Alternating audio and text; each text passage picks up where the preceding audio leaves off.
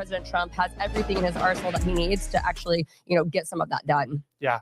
We'll see what happens. I mean, a part of me wants to see just 0 tariffs. I get it, because there are some added concerns here about costs going up, but we have to think about this also as a national security issue. We really do, given this report, given the fact they're stealing IP from American entrepreneurs and they just get away with it. And previous administrations have let this happen for years and years. And you've heard prominent business people like Kevin O'Leary from Shark Tank talking about this ad nauseum. And finally, Amy, someone is listening, someone in the White House. So we'll see what happens with the trade war and stuff. But either way, this has to be addressed. And I want to see more action to just prevent this kind of stuff from happening in the future. So I do too. I think we need to continue to take robust American first policy stances, especially when it comes to, this was a big wake up call. You mentioned it earlier, the talks between Colombia and China. That's a really big deal, because that's a major setback for the U.S. in a region that has been vital to national security and to our trade. So I think we've got to continue to take this very bold, tough stance on America first policy. And then I think we're going to see some good things with it in the long term. I think you're right about that, Amy. And thank you, by the way, for all the work you're doing on this issue. It's really important and underreported. So thank you. Thank you, Riley. Coming up next, from Saudi Arabia to Qatar, President Trump is taking the Middle East by storm. More details after the break.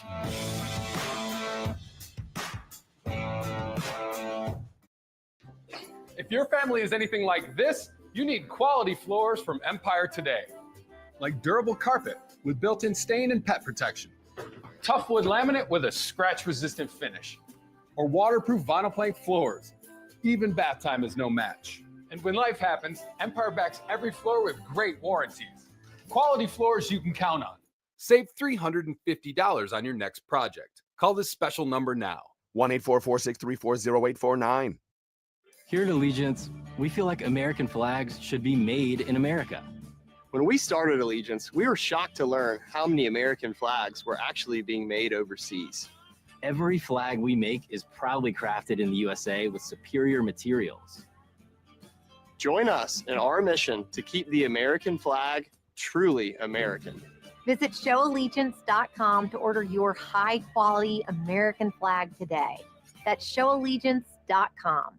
At the Final Expense Network, we believe everyone has the right to die with dignity. An affordable policy, regardless of health, is not out of reach. For folks 50 to 80, up to $25,000 of coverage can be purchased right over the phone with no medical exam, and no one gets turned down. I've been doing this since 1986, and I'm proud of what we do here. It's not easy to think about, but everyone dies, either with life insurance or without life insurance. It's a choice. Finish well. Call 800-798-8621. Home Aglow just cleaned my entire house for $19. Seriously, $19. They showed up right on time, did my dishes, my laundry. They even cleaned my windows. You just pick a date, pick a cleaner, and enjoy a spotless house for $19. I love using Home Aglow, and I think you will too. I can feel the winds of change.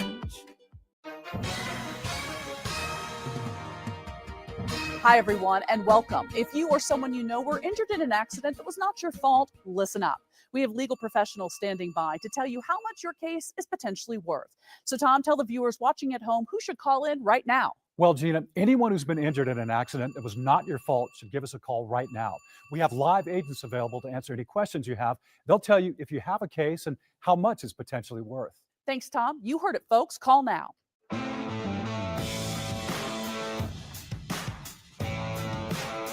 Welcome back to The Real Story. President Trump is taking the Middle East by storm. He's completely shaking up the world order, cutting historic deals in record time, and even bolstering America's diplomatic relations with some of the most powerful countries in the region, starting with Saudi Arabia. Today, he met with Syria's interim president as well, Ahmed al-Shara, and urged him to normalize ties with Israel and even join the Abraham Peace Accords that were forged during his first term in office. And their high-profile meeting comes after Trump's surprise announcement to lift all sanctions on the war-torn country. Now, Saudi Arabia's Crown Prince, Mohammed bin Salman, also met with them both, and Turkey's president joined them virtually as well. Now Trump is in Qatar for for the second of 3 planned stops on his 4-day tour, and he was welcomed into the country with open arms, much to my surprise a little bit, actually.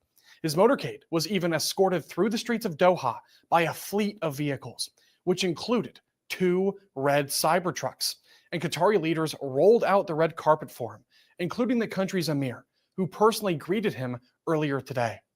Moreover, this stop also comes after a very productive one in Saudi Arabia. So on that note, our deal maker in chief secured a historic $600 billion investment into the US from the Arab Kingdom. That was on Tuesday, building economic ties that could endure for generations and generations to come, hopefully at least. The investment strengthens our energy security, defense industry, technology leadership, and access to global infrastructure, as well as critical minerals. And it's undoubtedly the largest commercial agreement ever between the US and Saudi Arabia. The Saudi Arabian company Datavolt is moving forward also with its own plans to invest $20 billion into AI data centers and energy infrastructure here on American soil.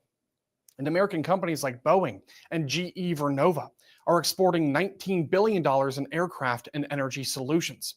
On top of it all, tech giants like Google, Oracle, Salesforce, AMD, and even Uber committed to investing $80 billion in cutting-edge transformative technologies in both countries.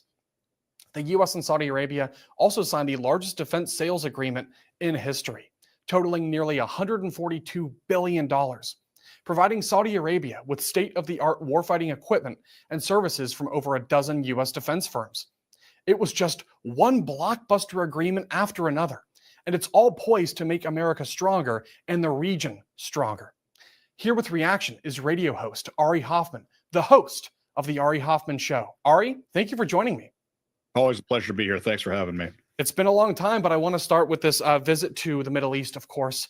A lot of groundbreaking news coming out of it, and I want to get your reaction to what we're seeing.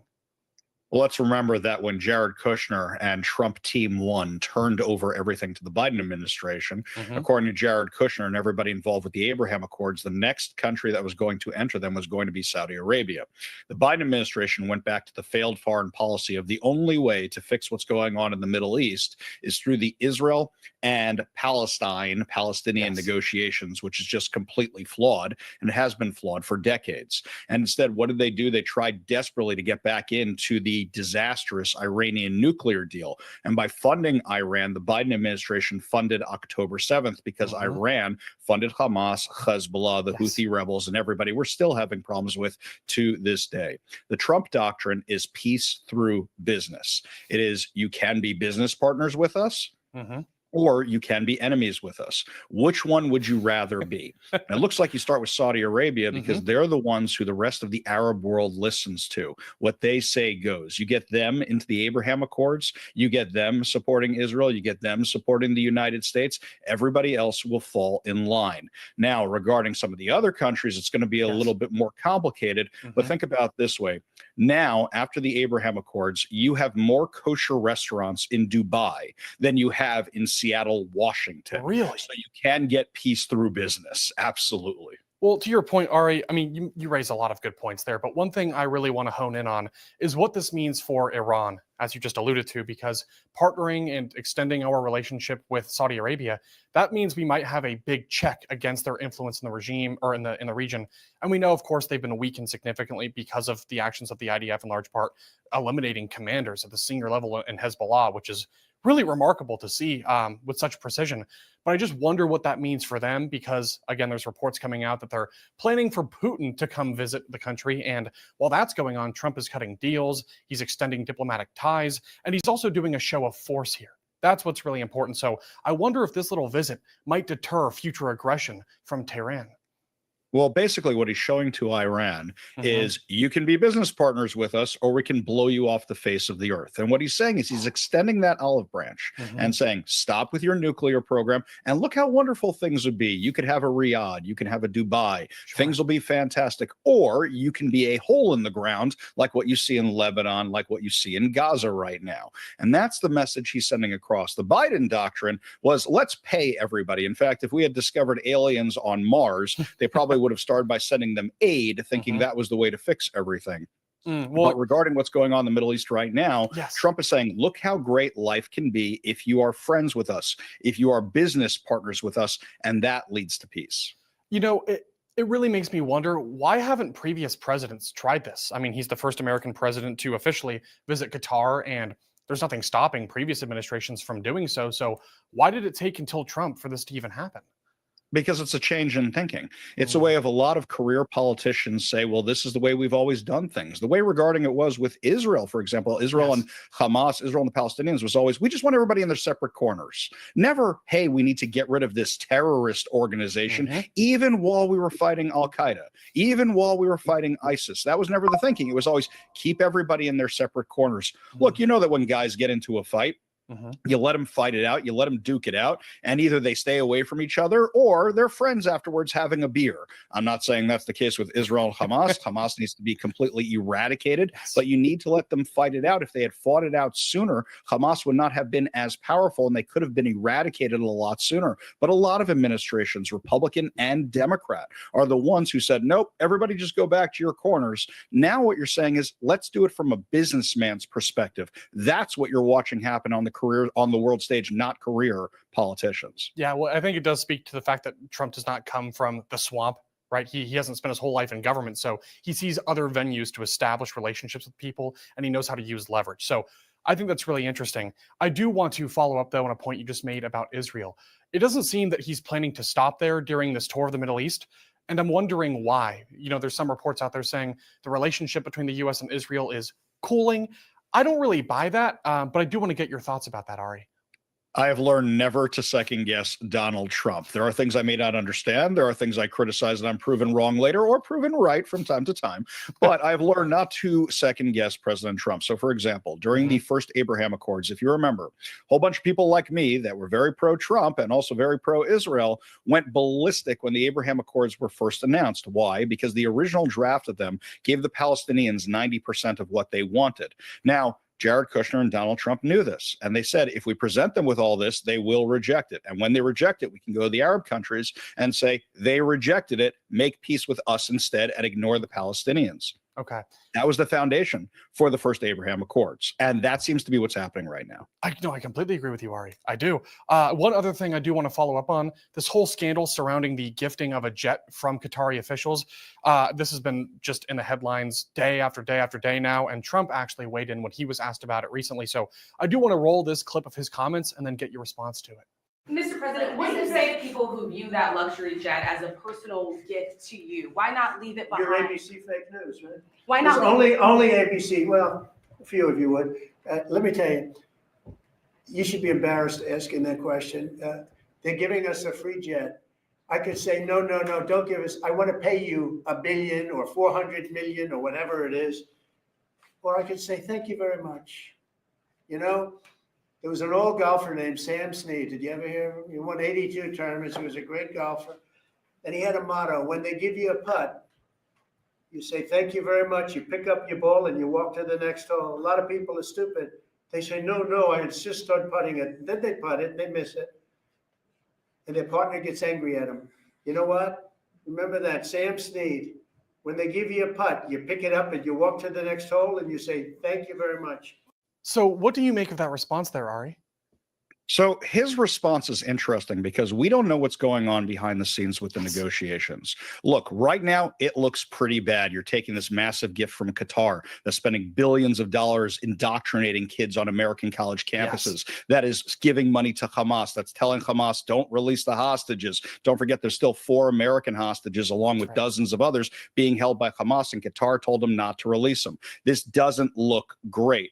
But the question is this something about the Middle East where if you give a gift and you turn it down, you got other problems with your host? We don't understand those cultures, and we don't know what's going on in the room. I am not in favor of us accepting this. In fact, I would much rather see Trump Force One in the Trump library than some flying palace that we got from Qatar. At the same time, we don't know what's going on in the room. The argument that we're saving money is not the right argument to make here, because if China said we want to redo your mainframes for the CIA, we'd never say yes to that. And you got to think that Air Force One is one of the most secure things on the planet. I'll give you one more point.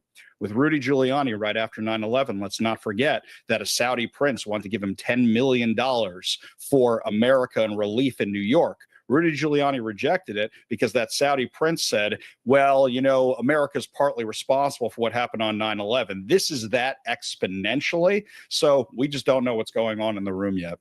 We don't, and I'm going to trust that there's some, logic behind this decision, but I do have concerns. But overall, I balance that and look at the bigger picture. Let's look at the whole season, record-breaking deals, some stabilization going on, and ultimately, I want peace and stability and prosperity across the Middle East and for us and our allies. So I'm going to trust and just wait for more information to come to light because I'm sure there's more to the story. But in the meantime, Ari, thank you for being here today. Always a pleasure. So now we have a poll question for you, our amazing viewers, about this story. Do any of you have a desire to visit Saudi Arabia? Go to our X and Truth Social pages at The Real Story OAN and vote now. We'll have the results for you all tomorrow, and we'll be right back.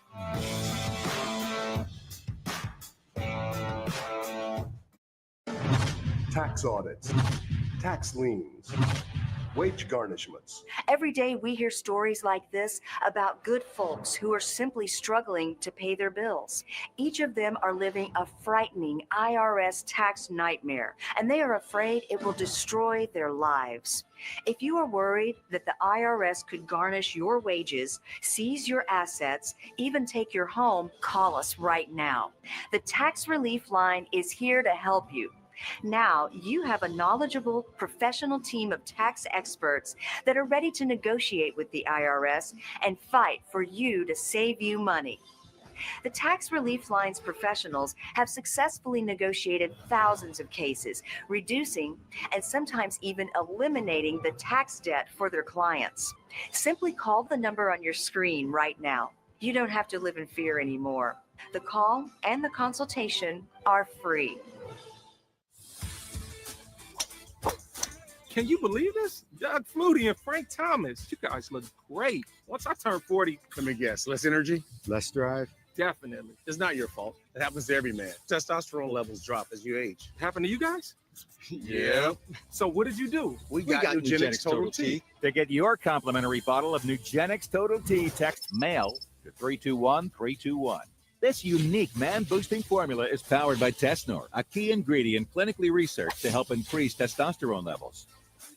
That does it. I gotta get Nugenix. Just send a text for a complimentary bottle. And by the way, she'll like it too. Get your complimentary bottle of Nugenix now. Text MAIL to 321-321.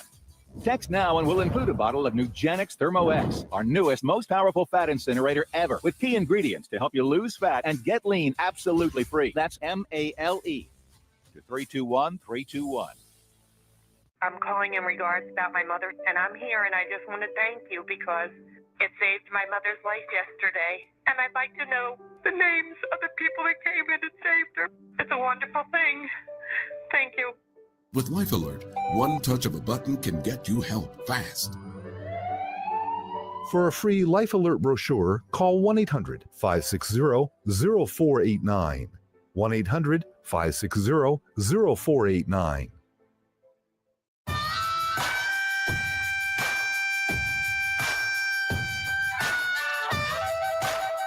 Welcome back to The Real Story.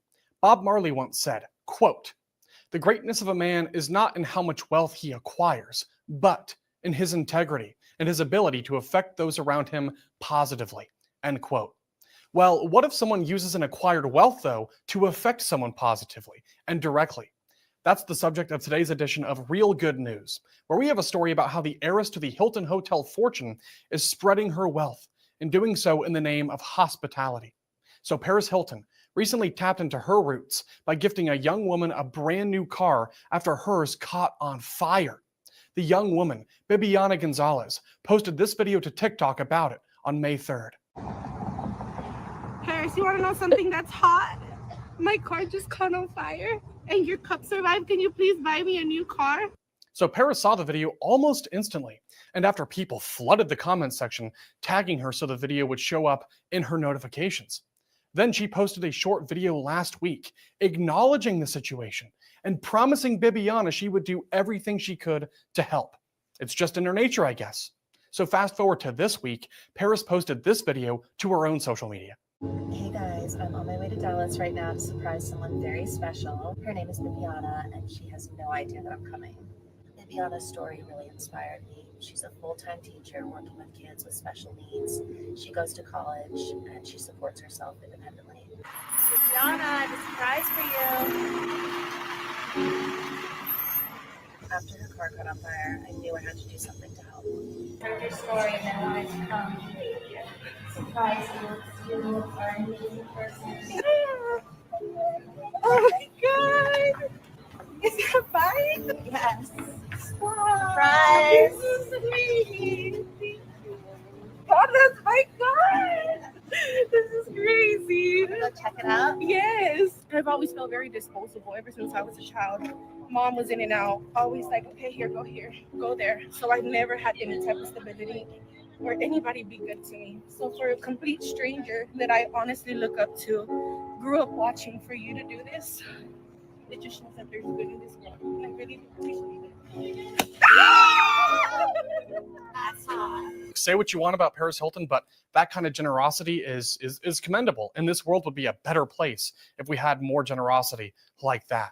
And just like Bibiana herself said, for someone with such a larger than life, life, to take time out of their busy day and not only come to visit a complete stranger, but to gift them a brand new car shows that there really are good people in this fallen world.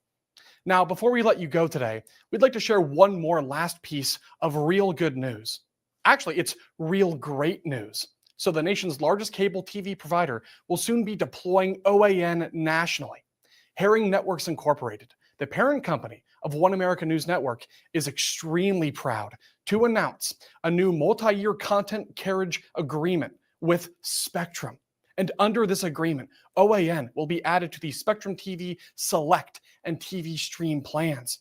In addition, OAN Live, our direct-to-consumer streaming platform, will be made available at no additional cost to Spectrum TV customers. So be on the lookout for that very soon, and make sure to tell all of your friends and your family. And that concludes today's broadcast. We truly hope you enjoyed it. And remember, we always want to hear from you, so please email your feedback and any news stories you'd like us to cover to therealstory@oann.com, and follow us on social media at TheRealStoryOAN. And don't forget that you can watch full episodes of The Real Story on demand on OAN Live. So until we meet again, God bless you, God bless our troops, and God bless America.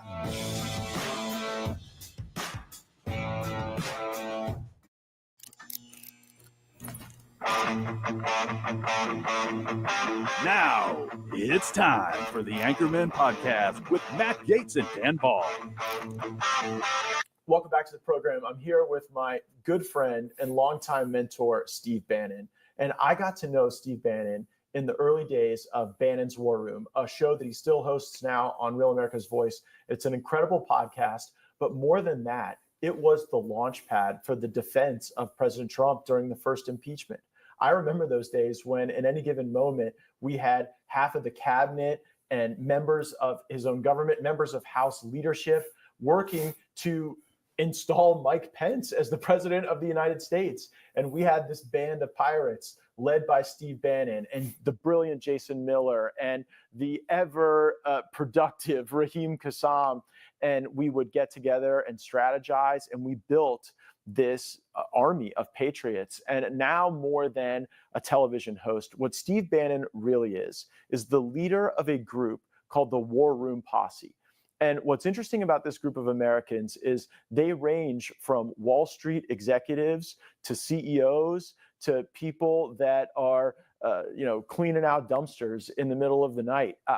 It's every walk of life of American.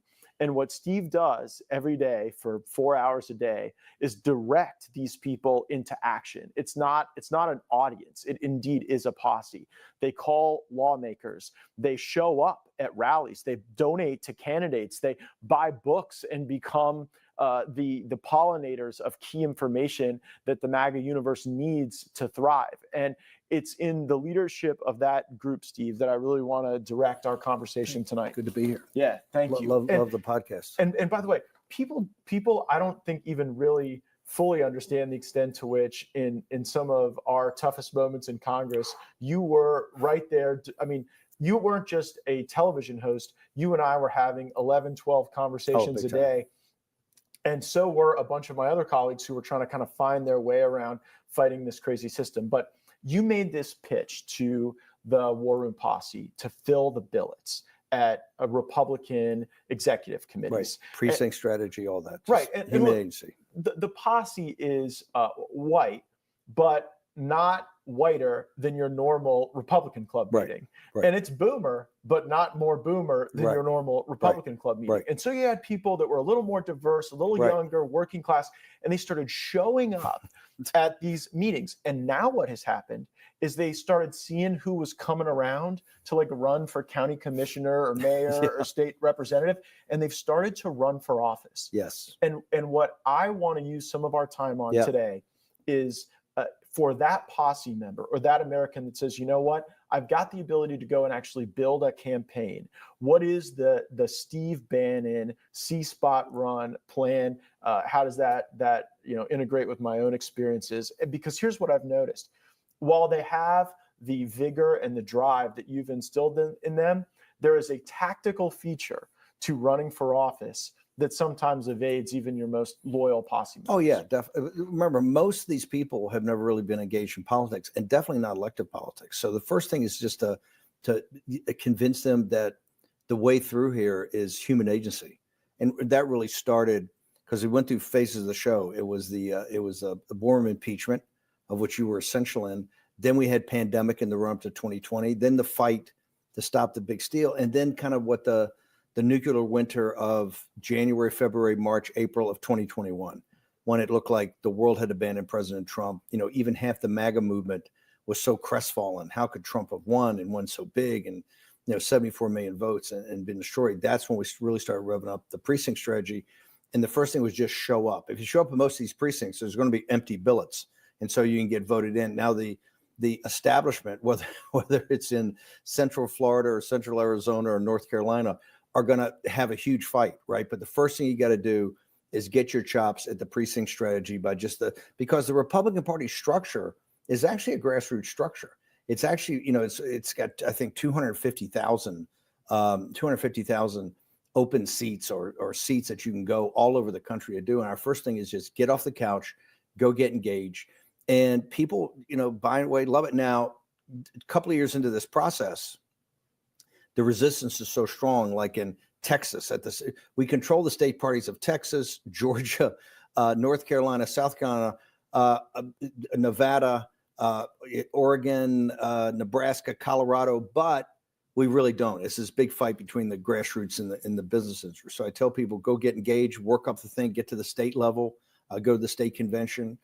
And then if you want to, it's county supervisor. We had so many people go to county supervisors. School board. School board's huge. School boards came in that really came in for the moms of America, Moms for Liberty. I started noticing the school board, these God, that's a terrible job. My dad was on the school board. Screaming and yelling there at is every a day. special place in heaven for anyone willing to be on. Like terrible. when people would come and say, I'm running for the school board. Yes. Part of me would think, why? But it was and that even drive. that's less controversial as today with the libraries and what they're teaching the kids. So that was a huge one. And of course, these have gone back and forth. Already the first wave of the Maha mother or the mother's engaged, we've won school boards and had them flip back as the liberals are getting engaged. So it's constant war. Here's what we know is that for the hoplites, for the Grundoons, for the War Room Posse, it is a great training ground. And what it does is also expands our audience, is a little older, right? But no older than the Republican Party. But here's the thing, you talk to people and their lives get narrower and narrower as they go on. Once they join one of these things, it opens up, they meet new friends, they get new relationships, there's a new sense of purpose. And so by and large, people are very happy about it. Now, it is an absolute grind. And that's why, like today, we had Steve Stern on. Mm-hmm. They had like 200 guests on.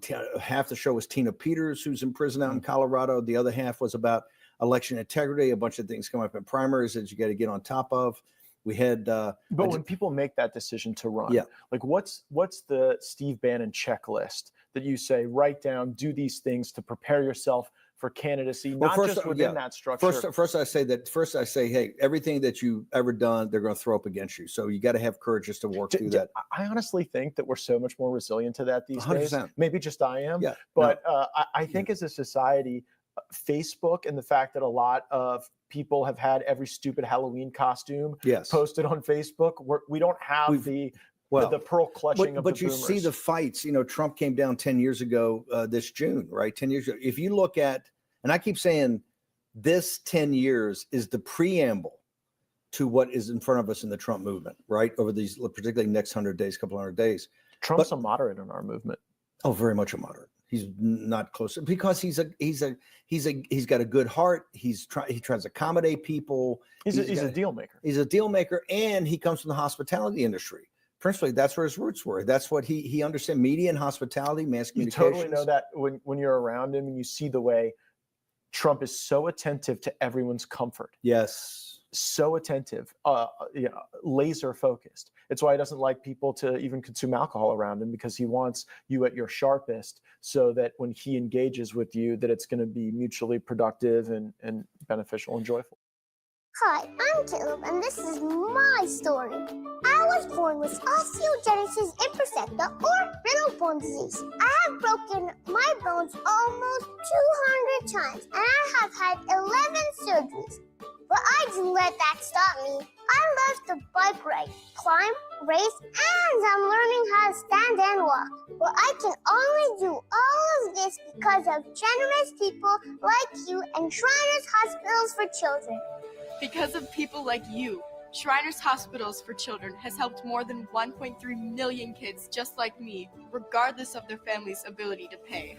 Shriners Hospitals for Children is only able to provide this world-class, life-changing medical care because of the generous gifts of people just like you.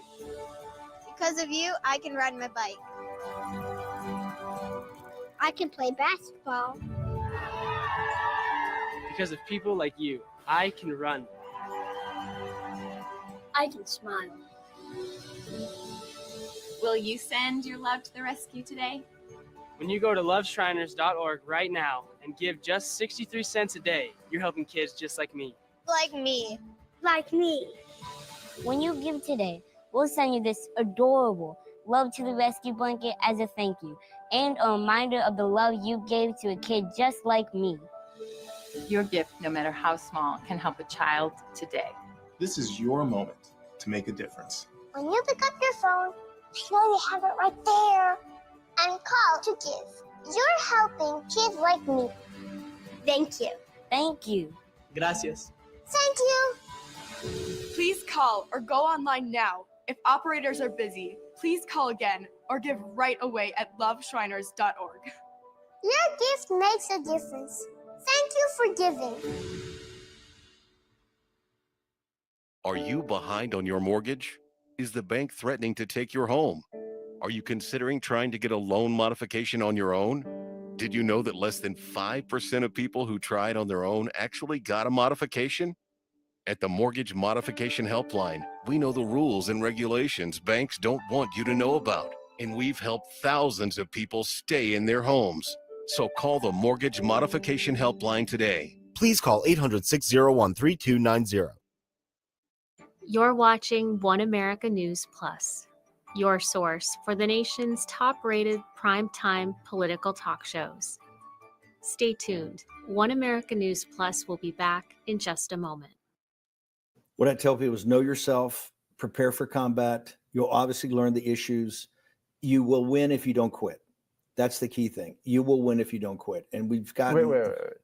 No, I know a lot of people who run every single time for sheriff. And no. I'm not saying about that. I'm saying the precinct rate, which was our entry level. Right. And once you get to that, and I actually recommend that. But these people who become the precinct people, they're not just moving up in the Republican Party. They're going to town councils. Yes, as soon as they get they're paying attention. Yes, and they're like, look, I just saw this just total county supervisor limp rag get rolled in for state representative. Yes. I don't want to vote for that person. I have better ideas than they do, and they're running. And I think a lot of them would say to me, could I just get 10 minutes with Steve Bannon? And I want to give everyone that right now. When you say, all right, know yourself, know they're going to throw everything at you. Like, what do you tell people about how to resource a campaign? Because it's an uncomfortable discussion. Well, first off, you're not going to probably have a big donor. I say just go out small, put your things Some out. do. You got posse members who are self-funders. Oh, yeah, no. You do. But I'm saying the average person. You know what? That's the first question I ask. The first question I ask anyone, it's deeply crass. How much of your own money are you going to put into your campaign? Well, I do that at a certain level, like for Congress or state level, state house. But I'm saying for the entry, for the precinct and above. State Senate race in like Florida costs like $5 million. Yeah. The guy's running for and wants to run for Congress in Connecticut. Just came 2 days ago. First question I asked him, stop. I said, how big a check you prepared to write to get off? And he gave me a number. I said, I don't think that's going to be enough. I think you're going to have to think this through and see if it's, we really have to build worth a finance strategy. Yes. And it's not one size fits all. But what I tried to do was open up every vector. There might have been 4 or 5 big donors that cared about who the state representative was in Destin. So, man, if you could get 1 or 2 of them, fill out that vector. Even if it's small at the beginning, get you a small dollar donor base. People that I call it the Christmas card list. Yeah. And get that working. That's actually the smart. I think that's the smart because it also breaks the ice, which is the hardest of people actually asking for money to actually do this, right? People need that self-confidence. And I think doing that small donor is where they start to break the ice of actually asking their friends. It's like an angel round, friends and family round in venture capital, right? You got to make the ask. You know what? Every single time a member of Congress meets a new person, the first thing that comes to their mind is, can this person become a donor to my campaign? And what is the maximum amount of money I can extract out of them? But that's the way the system's done it, though, because it takes so much money. You're extraordinary. I think you're the only person in the House that or didn't take, Senate on the Republican that side. didn't take any PAC money or lobbyist money. And how tough was that to what lessons did you learn in that? I never, ever felt the pinch of it. I felt relieved. I remember when I made the announcement and then just saying to myself, win or lose, I never have to go to one of these 8 a.m. breakfast fundraisers where the Southeast Regional Pipe Distributor is wearing a name tag and giving me $500 and asking me to sign on to some stupid When you amendment. got to the House to get to your committees, didn't they give you a number? Like you were on armed services, right? That's the 75,000. 75,000 for the committee, And right? they gave me 10 days to turn it in. 10 days. Which is, and my And you had assumption- never raised for PAC. You never gone to those folks before. No. But what I knew was more people might be willing to come up with the 75 Gs than there were slots. So I paid double.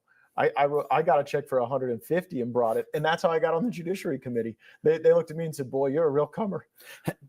I'll bet you still 90%, 95% of the audience doesn't understand that once you get up here, regardless if you've been Matt Gaetz and saying, I don't want corporate money, I don't want lobbyist money. Once you get into the system demands that you pay something just for staying around. Yeah. And otherwise, you're going to be on the agriculture committee or some committee that's not even tied to your. It's tied to your district. Well, what you have to pay to get on a committee is directly tied to what the algorithm says you can extract from the lobby corps that services that committee. Right. And the people who traditionally pick who goes on the committee are the people who lobby that committee. At freshman orientation, when I said I'm real interested in armed services, they said go sit at table 11, and it was like Lockheed Martin, Northrop Grumman, L3, and they're sitting there and they're sizing you up, saying if we give this guy the money to get on the committee, is he going to play ball? Is this somebody we're going to be able to? And you said that because your district is Pensacola. It's one of the most significant naval bases in the world. I think it's there's Air Force assets down there, but the way they judge it is how much money, and they thought you were a comer very early on, correct? But do you think that, like, for new candidates, getting back to that, do you think that you have to impose some realism there? Because what I've seen some posse members who they say, you know what, I have $50,000 that I can put into this race, and I have some friends who might be able to raise me another $50,000, so I'm going to go run for Congress. When the reality is, that is just not table stakes. And you may have the ability to do the job, but you can only do the job that you will get elected to do. Yes. Whereas if you took that 100,000 and put it in a state delegate or a town or city hall, and then build a coalition. That's our recommendation. Yeah. So how do you have that conversation with people? What are the benchmarks you set? Well, first off, we have a big screening element. So we have people that do this, but when they come, it's, how realistic is this? It's going to be several $1 million to get a House seat. Are you known in the community? Do you have a track record? What's your message? How good are you at actually selling yourselves? Do you have a reels? Have you ever done really tough interviews? Have you been out there in the hustings? Do you understand this is every day of your life? You're going to have to. So you're looking for drive and commitment. Driving commitment, and realistic, because so many. But I think it's not as bad today as it used to be. The worst I saw it was around the Tea Party effort in 2010 with a big. And that time around there when the Tea Party first started, you had people coming in, wanting to run for Senate, wanting to run for governor, particularly Congress. I don't think you got those, because I think one of the things is media. People watch the shows. They're more attuned to what's going on. They see what a grind it is. It's not as bad as back then. Back then, you had people showing up. Hey, I've got $15,000, which is a lot of money for somebody. I want to run for the House. I can upset this guy in a D+ 4 district, etc. But you have a responsibility with this posse to direct them 100%. to the winning. Well, to make places. sure that they make their own decision and think this thing through, right? That they're just not running out there. Here's the other thing that I think the consultant class gets totally wrong. They all talk about building your bio as a candidate. Like, have you been the president of the Rotary Club? Were you on the Little League board? Yeah. I don't think bio matters nearly what it used to be. And it might not matter at all. I think even Trump, yes, I agree that's why governors, in the old days, particularly like in the Democratic Party, run things. I think it's a new thing with media. But you've got to know what the issues are and how you play into these different interest groups. Are you known in those groups? Are you a leader in those groups? Are you showing up at like school boards that people know who you are? So more importantly than having the checkbox of I've done Little League, I've done the PTA, all that, what have you actually accomplished and that people know you? And can you break through the kind of the white noise of media? Do you have a personality? Is that because people want to see authenticity? They want to see fighting spirit. They want to see stick-to-itiveness. They don't want to vote for phonies anymore. That's much more important, I think. When I first ran in 2010, you would have never thought to ask somebody how many Facebook followers or Twitter followers do you have. Email was just starting to be a function of real political force after Obama. Does that stuff matter? I think so. I think it's to get a social media presence, to be interconnected people, to know how to be a force multiplier. One of the things we do is teach people at these academies how to be force multipliers and push out content, push out your own content, build your brand. I think it's absolutely vitally important. In fact, I remember when I took over the Trump campaign or came in as CEO, we're in a dead sprint to get this thing finished. And Florida, we had to get some gap in Florida and stop spending so much time down there because we're trying to pierce the blue wall. So Ohio and Florida, my two, I said with polling, we got to see if we've got a gap going here. And every time we would go somewhere towards even close to the western part of the state, you would show up on the tarmac and Kayleigh McEnany would show up on the tarmac at the rallies. I said, this guy is dedicated. So it's, I think that paid off well for you. I miss the rallies. It was like a family reunion. It was an emotional experience. Yes. There was so much joy. I think all these left-wing haters should have to go to a Trump rally because what they will find is transformative. They'll feel better about themselves. They'll be happier. Yes. And they talk about the anger in the media and everything like that. There's no anger. This is working class joy for a guy up there that's stepping up and trying to put him in the room. Can JD put it together this way? Well, Trump's running at 28, so we're gonna have another run. We're gonna have another shot at the rallies. They were different in 2016, 2020, and 2024. Oh, yeah, they all had a different flavor. Different flavor in 20 and 2024. In 24, actually, I think they were not just bigger, but they were also a little more intense because people realized they were the way more stakes. diverse. Yeah, big time. And Way that's what I'm more saying. diverse Even in the War and 2024. Posse, we're getting more of a black audience, a lot of Hispanics, particularly in South Texas. Well, I think it's just that it's gendered. I have a theory that we've broken down our politics over race for most of your and my life. And now something very different happened where a bunch of working class Black and Hispanic men showed up and said, whoa, you're telling me the third grade teacher gets to decide the gender of my kid? Yeah, not going to happen. Right. You're telling me that a bunch of my friends and people I grew up have to go fight in some war in Ukraine or the Middle East. And it was the machismo of Trump. Yeah. It was the policy wins.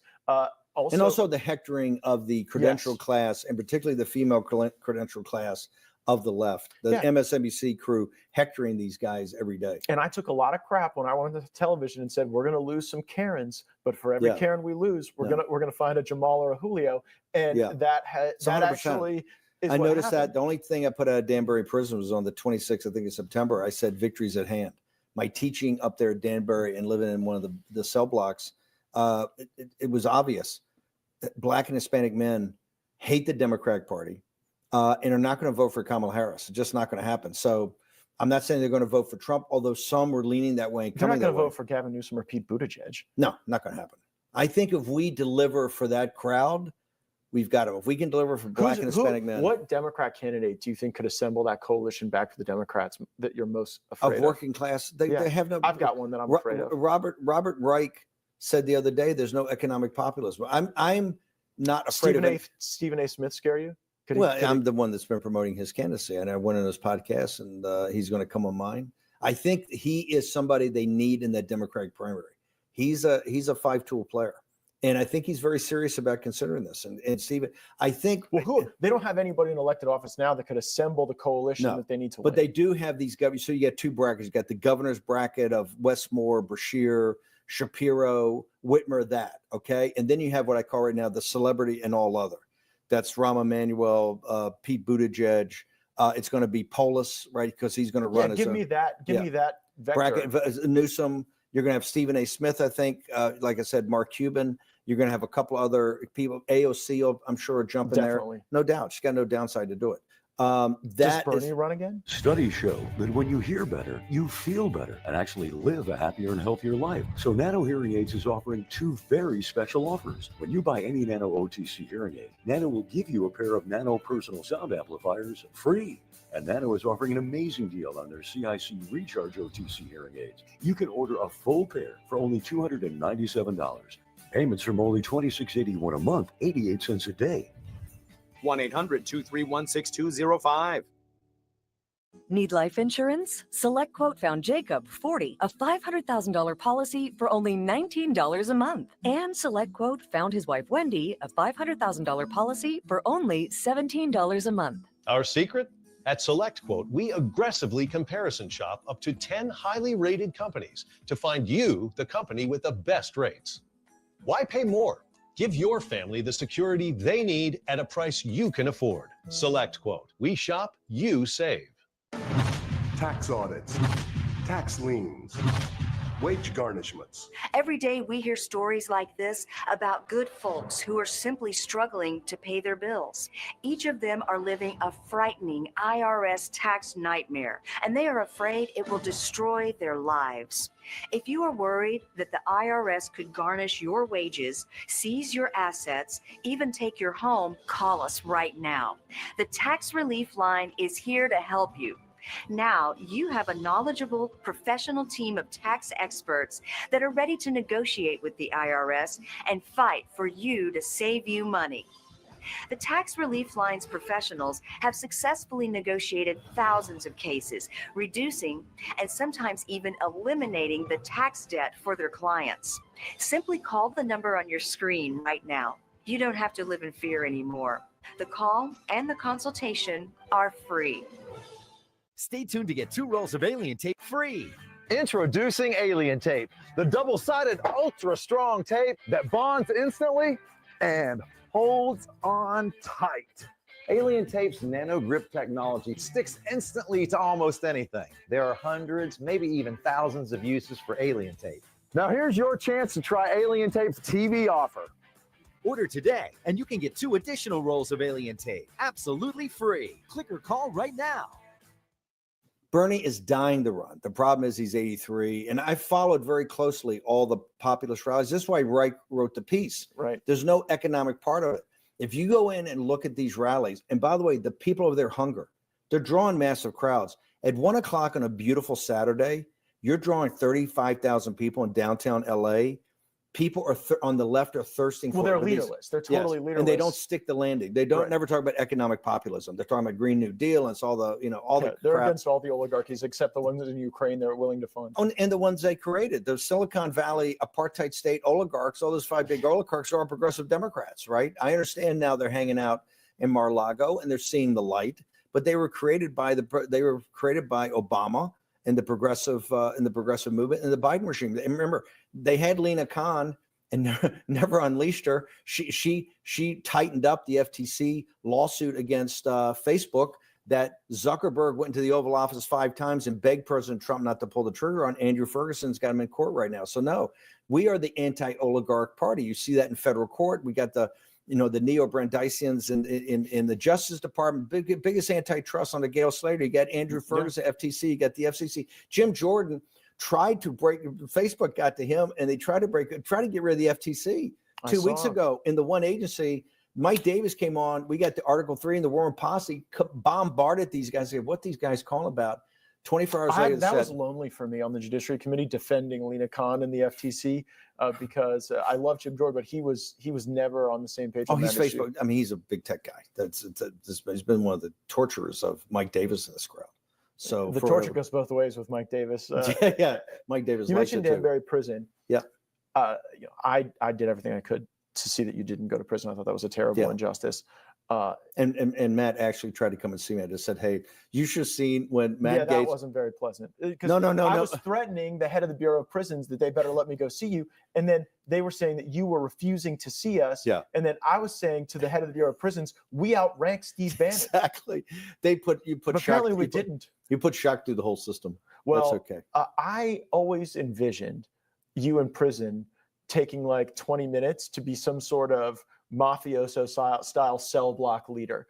That like people would be bringing you tribute and like wanting to learn from you. Yeah, you don't do that because there are real guys that do that. What you have to do, and this is my thing to George Santos, you got to stop whining. You just got to walk in there. You have to know yourself, and you have to be totally, completely focused every second of the day, because these places are incredibly violent. My cell block was 84 guys, 84 men. You know, a part of them are child, sex offenders. A part of them are inmates like myself, and part are convicts, right? People that have either been in medium security and worked in waiting. I mean, really hardened people. And you just got to be focused all day long. And the reason you got to be focused, probably focused on what? Your safety? Focus on just the present. What is actually going on? What are you doing? What's the next evolution? What are you doing that day? What are you doing for exercise? What are you going to do? And just a situation awareness wherever you move in a prison, because things are changing. Here's why. By the way, that sounds like a good idea outside of prison as well. It is, but it's tough to keep that focus. I tell you, I was not as focused. When I was in, I was focused, and I lost 30 pounds. I haven't eaten meat, red meat. The first steak I had was 2 nights ago from the first day I showed up in Danbury, because the food's like animal slop. But you have to, the reason it's so dangerous is the feds have federalized these drug crimes under RICO charges. So it's all these conspiracies to sell drugs. These kids are 25 years old, Hispanic and Black principally. They are in prison for 15, 20, and 25 years in a small place like Danbury. So in Danbury, which is 100 years old, has 800, accommodation for 800. I think we had 1,200 at one time there because of so many foreign nationals and child molesters. It's so overcrowded. These young men get there. They have 20 years of their life are going to be spent in the confines of Danbury prison. That's hard. It was hard for me for 4 months. For 25 years, when you're 25 years old, it can break a person. And what they do is they start doing this drug K2.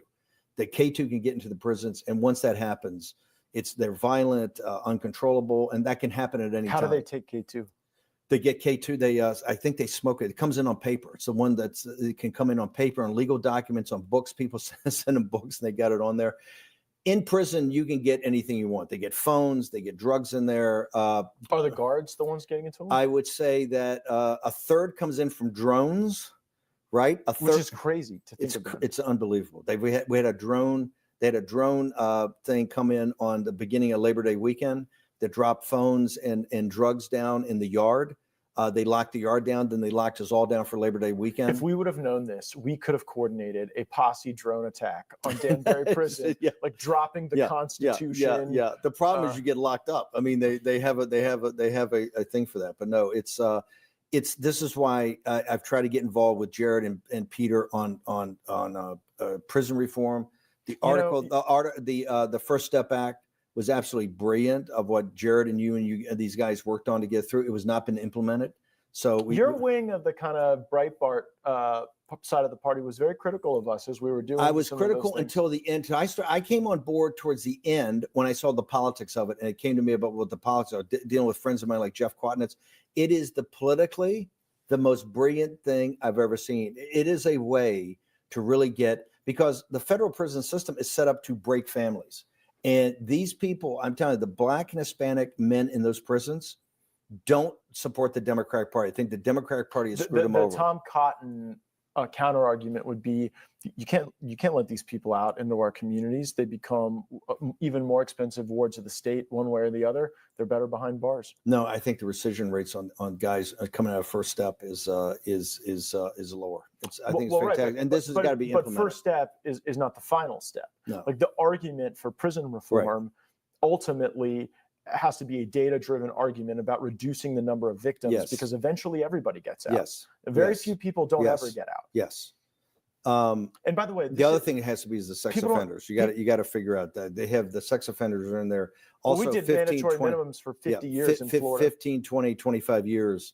And they're sitting in these prisons. They've never had a traffic ticket except what they do, which is obviously, I think, a disease. It's not a medical facility. It's a prison. And in that prison, like I said, you have inmates and then you have convicts. So you do have predators in there. This is why Santos, my first recommended him. He's like going on TV and crying on these things. Dude, you just got to man up. Whatever it was, you got found guilty. You got sentenced for this. You're going to go. You should assume President Trump's not going to pardon you or commute the sentence. You got to toughen up, because this is a very dangerous place. You don't want to look like you're going in there and you're open to these type of emotional swings. You got to be very hard. So, but what you guys did on First Step it's quite frankly brilliant, absolutely brilliant. And now we're trying to implement it more. But it's actually one of the reasons I'm most disappointed that I didn't get the chance to be Attorney General, because I have a real passion for prison reform. I chaired the Criminal Justice Committee in my state legislature and did everything I could to see that time was used effectively. It was like, to me, it's like a crime against humanity that you would have that much humanity and not find as much useful purpose for it as possible, even for the folks that aren't ever getting out. And we have so much to do on that front. And I hope took us by the way, it took Jared and Peter Navarro just to find the Bureau of Prison. I mean, it was so tough to find people, even they're qualified. We finally got, I think, Will Marshall from West Virginia, Rick Stover, who was the warden at Danbury, but left a couple of days before I left. But when I would ask people who you thought, they said, this guy was fantastic. He's now, I think, the deputy. We got a guy named Josh Smith, who's a former felon, who's now a programming guy. So we're starting to do that and started beginning the process. So know all these guys, you talked to them? I interviewed all these guys, Stover and all these guys. So in a way, you ultimately did become the prison ward boss, because now, now instead of you being a guest of the state, you're the one talking to all of them. Like it's really Navarro and Jared. I got to tell you, the impression that happened from his dad, right, and what his dad ambassador to France. Yeah, ambassador to France. What his dad went through, really, and I got to tell you, you guys were onto something way before. First of all, the Republican Party or conservatives. At first, I dismissed the thing. What are we doing this for? Later on, towards the end, we jumped in the back of it to help push it over. You guys done so much work, but it's absolutely. First off, it's the right thing to do. Number two, it's great politics. Now, what you're going to find out, Navarro's working on this right now. It has barely been implemented. Oh, yeah. It's barely been implemented. At first, I thought it was because it was Trump. Part of it's that. But the other part is just the system it's never really had the talent at the Bureau of Prisons. Exactly. That's what I wanted to pour into. Really, really getting people excited about those jobs. They're tough to fill. They are tough. You know why they're tough to fill? The reformers say the system's so ossified. Right, you got unions, you got Well, the smartest people work at the private prisons, so you have to convince people to come out of the private sector and to come and do this. But we got to do the best. We got to work on some prison reform here. There's a lot to do, and a lot to do. I know President Trump is very serious about this. So I think it ought to be a major thing. And politically, it's so smart. These people feel the Democratic Party has abandoned them, which it has. It's abandoned the working class. African Americans and Hispanics. That's our greatest opportunity here for this realignment. Look, we've all seen how unpredictable things can get, whether it's supply chain issues, unexpected emergencies, or just trying to get a doctor to prescribe what you already know you need. It's become way harder than it should be. That's why I trust All Family Pharmacy. They're not just another online pharmacy, they're changing the game. They put you first, giving you the freedom to order what you need when you need it, so you're never left without essential medications. They've got everything: ivermectin, hydroxychloroquine, antibiotics, emergency kits, travel kits, and a whole lot more. Over 200 medications are ready to ship, and yes, you can order in bulk to be prepared. Their process is super simple. Just fill out a quick online form, and one of the licensed doctors provides you the prescription, and the meds are shipped right to your door. No insurance required, no hassle, no more waiting around or being unreasonably limited in your options. This is what real medical freedom looks like. You're in control, just like it should be. Stock up today and make sure you've got the meds you need on hand. Go to allfamilypharmacy.com/Matt and use code MATT10 for 10% off your next order. Trust me, these guys are doing it right. Race car drivers change lanes very fast, but with no outside mirrors. How come they don't crash? Introducing Angel View, the new wide-angle mirror that reduces blind spots. Angel View simply snaps over your car's rear view mirror, giving you a 160-degree view behind you. Ordinary rear view mirrors are small and flat, but Angel View has a huge mirror with curved glass. This convex shape allows you to see both blind spots with one glance. And with our Pro Edition special coating, it's anti-glare at night. Get your Angel View now for just $19.99 through this special offer. But wait, this may be your last chance to get Angel View at this low price. There is a strict limit of 2 Angel Views per order while supplies last. Order now. Call 1-800-594-0488. That's 1-800-594-0488. Or visit getangelview.com. So call 1-800-594-0488 now.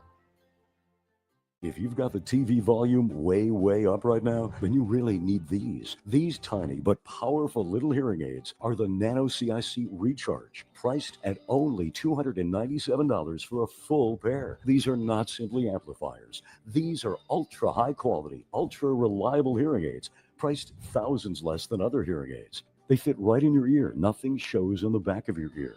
Payments as low as $36 a month. Call 1-888-943-8468. Allegiance Flag Supply believes American flags should be made in America. Our symbol of freedom made outside our borders, that did not sit right. Join us in our mission to keep the American flag truly American. Don't settle for flags made elsewhere. Every flag is proudly crafted in the USA with superior materials. Visit showallegiance.com to order your high-quality, made-in-America flag today. That's showallegiance.com. After Homoglow cleaned our place for $19, we fired our old housekeeper. Homoglow tackled everything, from our kitchen to our bathroom, all our laundry. You just pick a date, pick a cleaner, and enjoy a spotless house for $19. Are you looking for a trustworthy publishing company to publish your book? Covenant Books is an author-friendly publisher who shares your passion and beliefs. Call us today and we'll send you a free author packet to help get you started. Call the number right now for your free writer's guide. I want to talk a little bit about what we're observing in the Congress and how they're kind of going about their business. And like you've always taught me and the Bannonites, you find territory, you seize territory, you occupy it. Try to seize institutions. Yeah, you utilize it for the benefit. But one of the people. problems we had, let me be blunt, because you're too self-effacing. And I'd love the fact you call me your mentor, but I'm not. You are an extraordinary. I mean, you and I have probably spent on the phone like we've been in some 100 hours. We've been in the tough fights. That's a lot of time. We've been in some tough fights. Look, you know this. After you get elected, the purpose is to get reelected, right? To get reelected. There's not a lot of profiles in courage up here. There's not a lot of people want to seize those grounds. There's a handful. There's like 24. Yeah, maybe. And right now, you had the hard 8 under you that changed history with the speaker. But even guys like today, like the Eli Cranes in this, they're looking for leadership. And some of our greatest people are punching out. Andy Biggs wants to go back and run for governor. Everybody there, Byron Donalds, everybody's looking at even your sentence ended. Yeah, exactly. All sentences have to end. Well, that's why it's not looked at. The people that are the best and the fighters and want to seize territory and make some changes are not the ones that are looking at leadership and go up a leadership path. I don't see Congress as a savable institution in that regard. I actually. What do you mean that? Because you did. Think about it. You changed this institution. Well, I don't more know. on the Republican side than even Newt Gingrich did not change it as much as you changed it. I believe that we gave hope to those who are fighting. I don't believe that we took the power away from the lobbyists and the special interests that we had hoped. And until you do that, it's failure. Can you do that in the system we have? I with don't the really money? think so. I am increasingly of the view that it takes the Donald Trump will and drive. It takes the Elon Musk intelligence. It takes the talented people coming into the agencies. But I have given up my own fever dream that like one day there's going to be a congressional oversight committee doing programmatic review of the budget. That made so much sense to me. When I went on the road, the people want it, even though it sounds wonky. I believe, they love it. I believe when you talked about it, single you said, subject bills. Well, I just think it would actually save the republic, and no one really gets excited about it. And I understand. I think President Trump is really informed by what happened to him on healthcare last time. He tried single subject. You mean the first thing? Yes, we got. Yeah, and because of that, by some of our own allies, the House Freedom Caucus. Remember, we made a strategic mistake in allowing Paul Ryan to sit there as we triage what we're going to do. What did he know about anything? Well, he convinces at the time he was speaker that let us go. We've passed 40 anti-Obamacare bills. We're ready to go. We'll have this done. And then we realized very quickly that the reason they had done it was all performative. Right. That the Republicans had no set. This was your freshman. You had just gotten there. Mm-hmm. You saw the chaos. And even it turned out our biggest allies in the long run, the House Freedom Caucus guys, were the guys that fought us the hardest coming out of the box. And remember, they actually passed something. And President Trump said that's a mean bill. I don't know if I want to pass a mean bill. So it was chaotic because the Republican Party wasn't used to governing, right? Mm-hmm. It was all performative. And so that is what now finally we got his tax program done in the fall of that year, right? But then that was kind of it. That was it. That was Right, the legislation. The infrastructure never got done. Don't you think that that's shaping how he's thinking about the big beautiful bill as a strategic vessel? That you better just put all your capital into one thing. I think that's what Trump's thinking. My concern is that becomes a lobbyist smorgasbord. Well, you see it right now. I mean, look at this. Look, let's go back to what you fought for. And I said this on the show today, but I think it's worth repeating. You actually negotiated hard in January of 2023, and you presented a framework that Kevin McCarthy, if he had executed on the deal that he agreed with, right, could have been one of the greatest speakers in the history of the country, right? But as soon as it passed, all they were trying to do is get out of the one thing they didn't want to do. And this shows you how powerful it is. Single subject appropriations bills, right? They didn't want to, they fought that time and again. You finally, I think in the summer of 2023, got it. And if you want to talk about USAID and all this, all those fights were in the summer of 2023. Our audience, we were having 10, 15, 20,000 people a night stay up 2, 3, 4 o'clock in the morning. Remember on the House floor, you were Republicans arguing against each other. The Democrats kind of off to the side. You'd had the fighters, the Eli Cranes, the MTGs, talking about USAID. We got to cut this. And Republicans, the rhinos, you could really expose them saying this had to go and pass in the committee. Starting passing these bills and on the floor override our amendments, all the amendments. And so there you saw it where change could really come from. The apparatus itself didn't want change. That's what I think has happened. I believe President Trump, I think a little bit he may be getting tapped along by Johnson and leadership that are not filling him on the details of what's in this. I don't think that Trump is actually farming out the thought process of this to Johnson. I mean, Mike Johnson. Not the thought process, but my point is, it's so complicated. Look what he's got the world on his shoulders. He's trying to stop the kinetic part of the Third World War. We're in a bloodier conflict than World War II right now in the first couple of years. In the arc of instability from Ukraine all the way down through Kashmir and Afghanistan, you've had 1.5 million casualties, right? We've had 2 explosive conflicts, one in Ukraine and one in Gaza. And we've had 2 new U.S. Navy battle groups. And coming from a Navy guy that was in a battle group 50 years ago in the North Arabian Sea, we've kind of had them fought to a standstill. I mean, we've taken it to the Houthis, but we've lost a couple of fighter aircraft. We've taken some incoming on destroyers. So my point is, this is volatile. By the way, the neocons, and this is sinister and dark to have to say, I think they wish we were already drawn into some war with Iran as a consequence of American casualties. Yes. They would think that if we lost a ship full of sailors, that would be their patriotic duty to give their life in that manner and to die we at risk, sea by the way, people don't in order to get us into some righteous war with Iran. We risk that. That's the problem with being up there and keeping. It could be tomorrow. So keeping the Suez Canal, and people don't understand that doesn't bode well for the Straits of Taiwan and the South China Sea when the flag goes up. But wasn't that the Chinese. best part of the Houthi group chat scandal? I mean, the best part of that was seeing J.D. Vance, who I do believe is the caretaker of our movement going forward, like really articulating what we're saying about that being Europe's interests and, us not having to be the military largesse of that very crowded, real estate. I agree. What I didn't like about the group chat, it was obvious President Trump is directly talking to CENTCOM. I mean, this is kind of a sidebar conversation of all of our leaders. Pete, JD, Tulsi, you've got hitters. I would like to have that in the situation room around the president, getting that guidance. He's clearly talking to combatant commander, get ready to light things up. So I think that this situation right now, and so when you talk about Trump knowing the details of what's happening in the big, beautiful bill, I think he's basically signed off on the fact, not two bills, one bill, because you're telling me if we do two, I get the smaller one for the border and for the military, I may not get the taxes. See, that's the false choice. You and I would do 12. We'd say, you know what? Exactly. We are going to force feed them our immigration agenda. Yes. And we're going to have And all they're our gonna have smartest to vote people no on it. against- And by yes, the way, we're yes. going to put them on the worst Yes. side of the worst Yes. 80-20 features Yes. of that. And by the way, right when that medicine's gone down, we are going to come in with trade. Yes. And it is going to be Yes. all of our trade Yes. policies. Yes. And and by the way, right on the heels of that, our environmental dereg and Just hit their budget. stack them And right then up. foreign Because the aid. American people voted for this. And by the way, that's how you make it durable. That's how you draw people in. So that's my problem. I don't think he's at that level. Look, he's over in the Middle East now. He's got all these conflicts. Even Axios today said there's I talk about the convergence of all the crises, right? The constitutional crisis that you talked about so articulately on the show today, the Third World War kinetic part, which Axios did a great thing about how he's juggling 5 different conflicts and trying to solve them peacefully.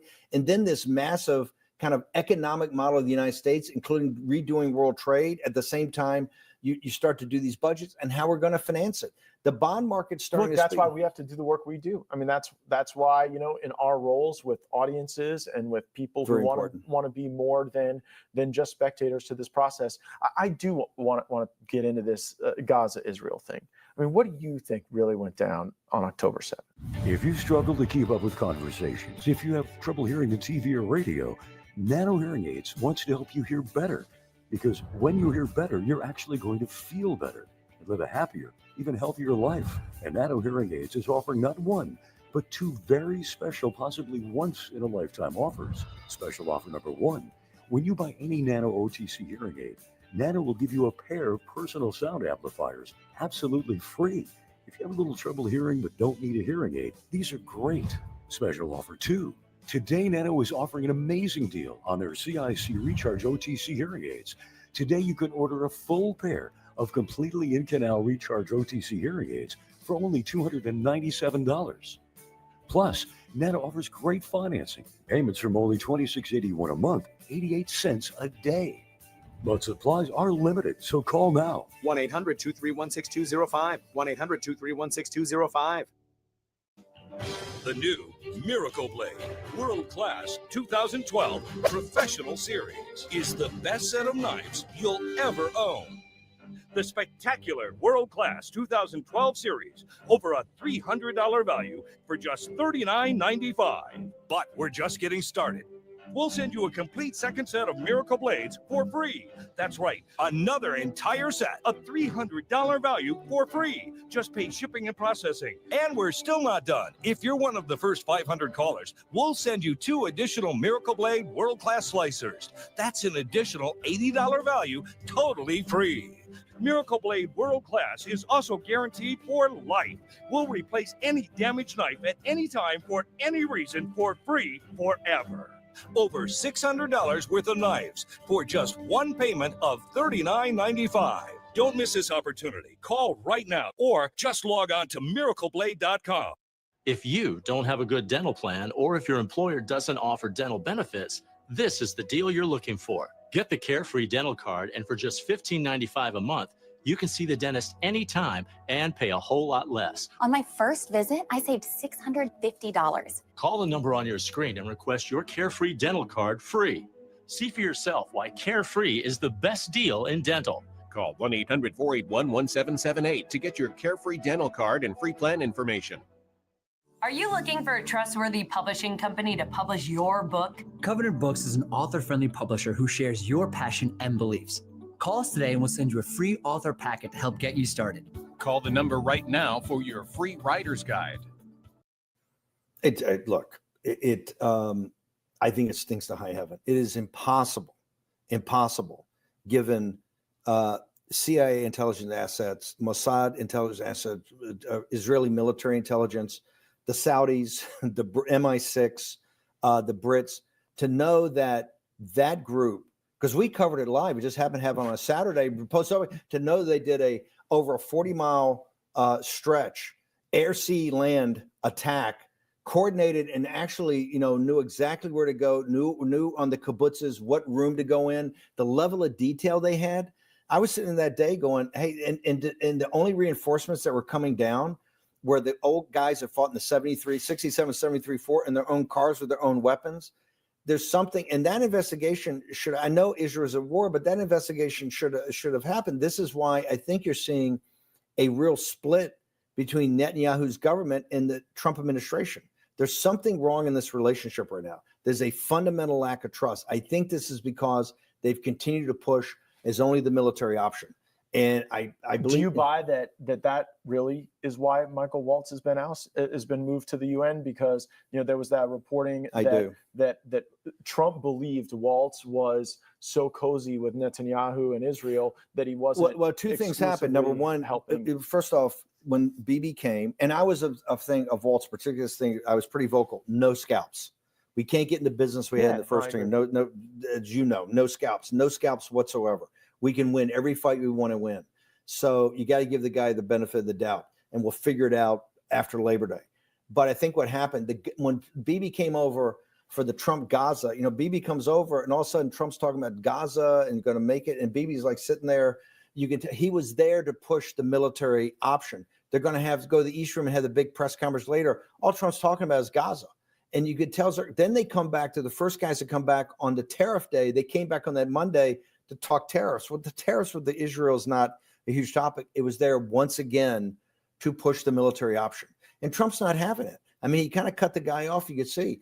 Now, what we found out from the reporting later is that Waltz, either staff or Waltz himself, was either meeting with or having discussions. We know that the Israelis were quite upset with Pete Hegseth, that the Defense Department hadn't really had alternative bombing operations or support operations. So you're seeing a real breakdown. President Trump is not going to get sucked into another Middle East war. It's just not in Persia, not in an ancient civilization. And the bombing you have to do there is so horrible. He said it yesterday. The buried lead in that magnificent speech, which, by the way, the mainstream media barely covered. The buried lead is when he said, "We will not. It's not verification. We are not going to let them get a nuclear weapon. It's impossible. And we have all kinds of economic warfare aspects to do this. Diplomatic. We're not going to do it." The Arabs almost stand an ovation. It was the loudest applause line of the speech, and that's not the Knesset. That's the Arabs. They're all going to have nuclear weapons. I mean, what Saudi said right there. If they want in our one, lifetime, you're going to have Saudi, Qatar, the UAE, you think Kuwait. If you were running those countries, would you not have nuclear weapons? With the resources they have, the talent they can acquire, and you think Pakistan, Dr. Khan may make a visit? By the way, I'm not entirely sure that there won't be able to be like a sufficient deterrent there, like you've seen in Kashmir. Like what you saw in Kashmir, this last week or so, is that you can have a conventional scuffle that does not metastasize. Escalate. Right.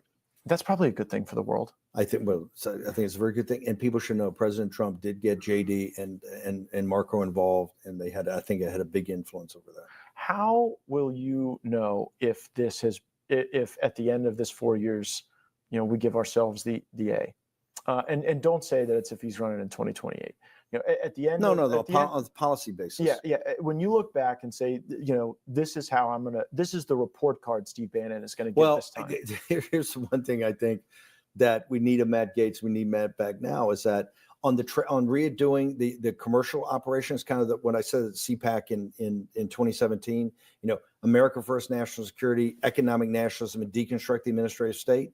I think on the economic nationalism, if we can get control of the spending, which we haven't shown, but I think we're going to work through this. It's going to be some intense fights. People are going to be yelling and screaming at each other. Sometimes President Trump's not going to be happy. I think the bond market's going to also discipline us. I think that's going to happen. We're going to pal through. We have to. On the America First national security side, the hemispheric defense, what he's looking at, stopping kinetic war, I think you're seeing that. The biggest thing I think we get the D on right now is the deconstruction of the administrative state. Elon took a crack at it. That hasn't been codified in the budget right now, but the deep state part of that.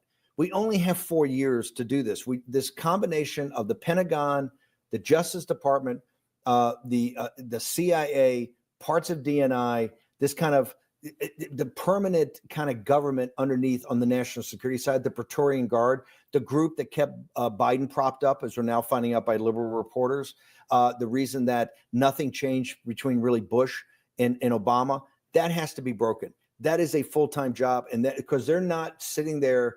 They don't care if it's Trump now and AOC next. They're not going to change. We have to break that. The report card. How do we know if they're broken?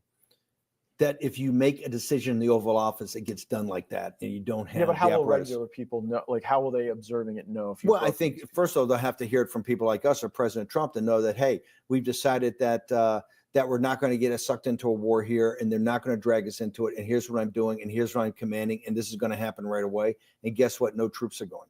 People have to know that. Also, the exposing of like the funding of the NGOs, the shutting down of the American people, things of the Justice Department. That's why I think there needs to be mass investigations, grand juries.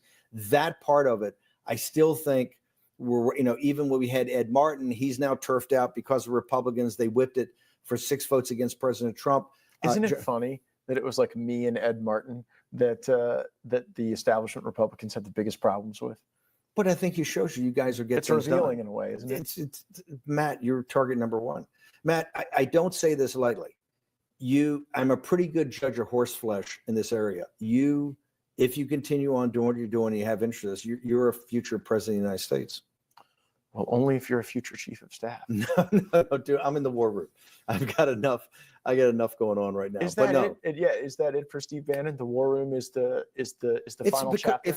Would you go back in the government? Is the never question? No chance, zero. The war room is a much. You need a platform. MAGA needs this platform for the vanguard. It's a vanguard of a revolutionary movement. You need this interactivity, information sharing, esprit de corps. You need it. So I'm doing exactly what I'm doing now, and this is what my legacy will be at MAGA, and I'll do it for as long as I can possibly do it. But that's important. But it's to support the young talent I see like that. If we can get to the 2030 census and get the Matt Gaetzes of the world, we're going to be in good shape. But we got a tough bridge thing, and one thing we had to do, we had to take down the deep state.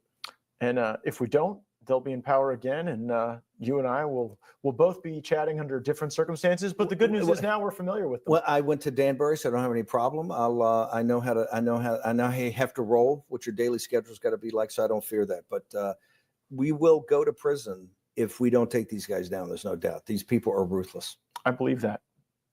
Steve Bannon, the Hefe. Thank you, my friend. Appreciate you. Make sure to subscribe to the show, turn notifications on, and leave us a rating or review. Let us know who you'd like to see us chatting with next. Want to see more great videos like this? Click on the link below to subscribe to OAN Live and watch Dan Ball's Real America and The Matt Gaetz Show on Dish Channel 212. Tune in, subscribe, and watch today. Coming up tonight on Real America with Dan Ball, Middle East mega cash. President Trump secures a historic $600 billion investment commitment in Saudi Arabia. Plus, putting American veterans first. The commander-in-chief inks a deal establishing a new center for homeless veterans. It's about time. And flying on a wing and a prayer, we'll expose the astonishing and terrifying details surrounding one of America's busiest airports. I'm Dan Ball, and Real America starts right now.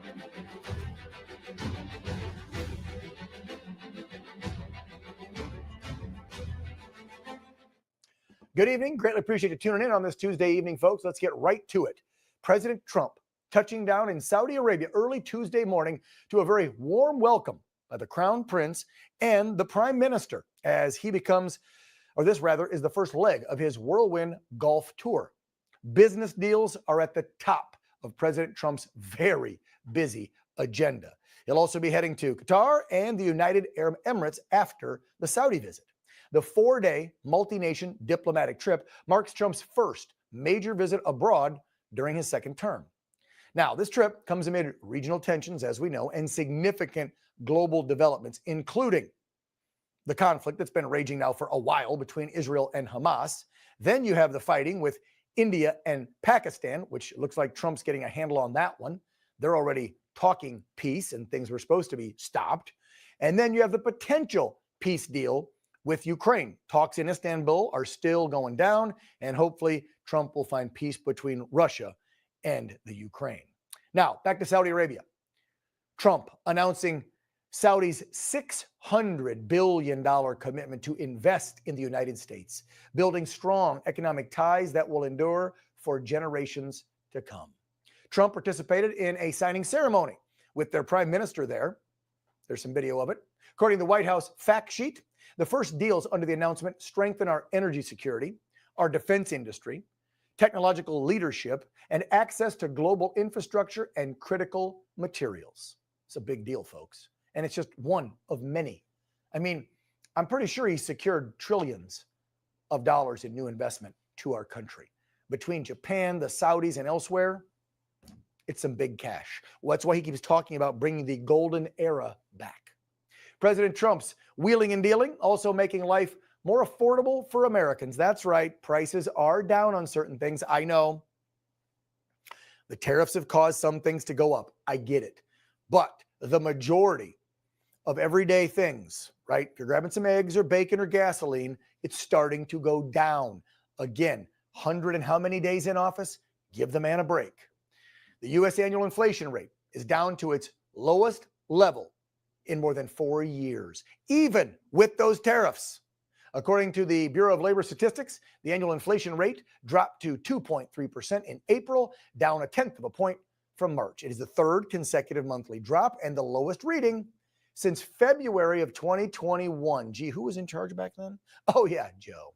Meantime, House Republicans are unveiling a comprehensive tax reform proposal titled The One Big Beautiful Bill. That's what Trump keeps talking about. The 389-page bill, that's a little, I guess, better than the usual 2,000 pagers we see. The 389-page bill aims to deliver substantial tax relief to American families, workers, and small and medium businesses. That's key. Key provisions of the proposed tax plan include the permanent extension of the Trump-era tax cuts from his first term, increasing the standard deduction. I'll take that, thank you. Enhancing the child tax credit, and you know this one was coming, eliminating tax on tips. Also, allowing workers to deduct qualified overtime compensation from their taxable income. So no tax on OT. How about that? Lowering the corporate tax and reducing regulatory burdens that hinder business. That's a big one. All the regulation and red tape crap that a small or a medium business has to go through to get going, it's ridiculous. Joining us now to weigh in on all of this exciting economic news, he's a CPA and an economist. He likes to go by America's accountant, our friend Dan Geltrude, back on the program. It is Dan Squared for 5 minutes on the program. What up, Dano? How you been? Hey, Dan, nothing better than Dan Squared, I say. All right, let's go with the big news of the day. Because I don't know how many trillion we're up to, but I recall him hosting the Japanese prime minister maybe a couple months back, right? During his first month in, and that was a $500 billion commitment or something like that. Now we got $600 billion over from the Saudis, and I know there was other nations. So we got to be now into the trillions of cash being invested in America. My question is, where was Sleepy Joe and Kamala for 4 years? Bringing money to America, which means jobs, businesses. Like, this is all positive news, Dano. Oh, it's absolutely positive, Dan. I mean, the amount of wins that President Trump is getting right now is astounding. I don't think any president has ever worked so hard over a 4-year period than Donald Trump has done literally in the last 4 months. When you look at what he's doing with this Saudi deal, for example, it's $600 billion minimum over a 4-year period. We're not talking about decades. We're talking about a 4-year period, and that may very well go up to $1 trillion. So we're talking about a significant investment into the United States, into defense contractors. This is the largest defense contract in U.S. history. I believe it's around $126 billion. That is going to put a lot of people to work, Dan. Heck yeah, it is. Not to mention, how about some stability in the Middle East for a change, which is all part of these partnerships the president is working on. Yeah, because he's smart, Dan. He knows you get huge economic business partnerships like this with countries in the Middle East, and we've got our enemies over there. But if we have these massive business deals, then you will have countries like the Saudis, like over in the Emirates, like in Qatar, siding with us if there's an issue with Syria, Iran, and the other Middle Eastern countries, which are our foes. So he's smart. He knows you do the business deals first, and then if there ever something comes up conflict-wise, war-wise, we've now got more allies because they're invested in the United States of America. Gee, that sounds horrible. It's common well, sense. Dan, that's what you call a twofer, right? So you start working on your relationships in terms of having stability, and on top of it, you do business with them. So it becomes a win-win for everyone. Yeah, those guys in robes got some big, deep oil money because $600 billion. Wow. And like you said, in 4 years. All right, so that's the biggest news of the day. And this is how I see Trump talking about returning the golden era, because how are you going to get more jobs? And I remember this under his first term. We had more jobs than people looking for jobs. You remember that? When the job creation was so huge in 17 and 18 and 19, I remember reading a report that said literally there are like 200,000 or 300,000 jobs available and not enough people to fill them. That's what I want to see. I want to see business doing so well in America. People are begging to hire folks. And we do have to then open up visas and open up asylum seekers and say, okay, now if you follow the rules and you have a gift or a trade, come on in. Here's jobs. Let me ask you, this also happened this week. This is other big economic news. U.S. and China dropping those huge 145 and 125 tariffs way down, and then agreeing on a 90-day major pause while we work on renegotiating. If everybody recalls, Trump had a new America-China deal in the first term ready to go. They had signed phase 1, and then COVID broke out. So he's back now trying to get this deal done, and it appears China flinched because now we're negotiating. Yeah, and look, this is what Trump has been saying all along, that he wanted to pressure nations around the world to get to the table because, well, let's say prior administrations couldn't even get these nations to pick up a phone call. So here we are sitting down at the table and cutting a deal. And you know what I like about what this pause is about?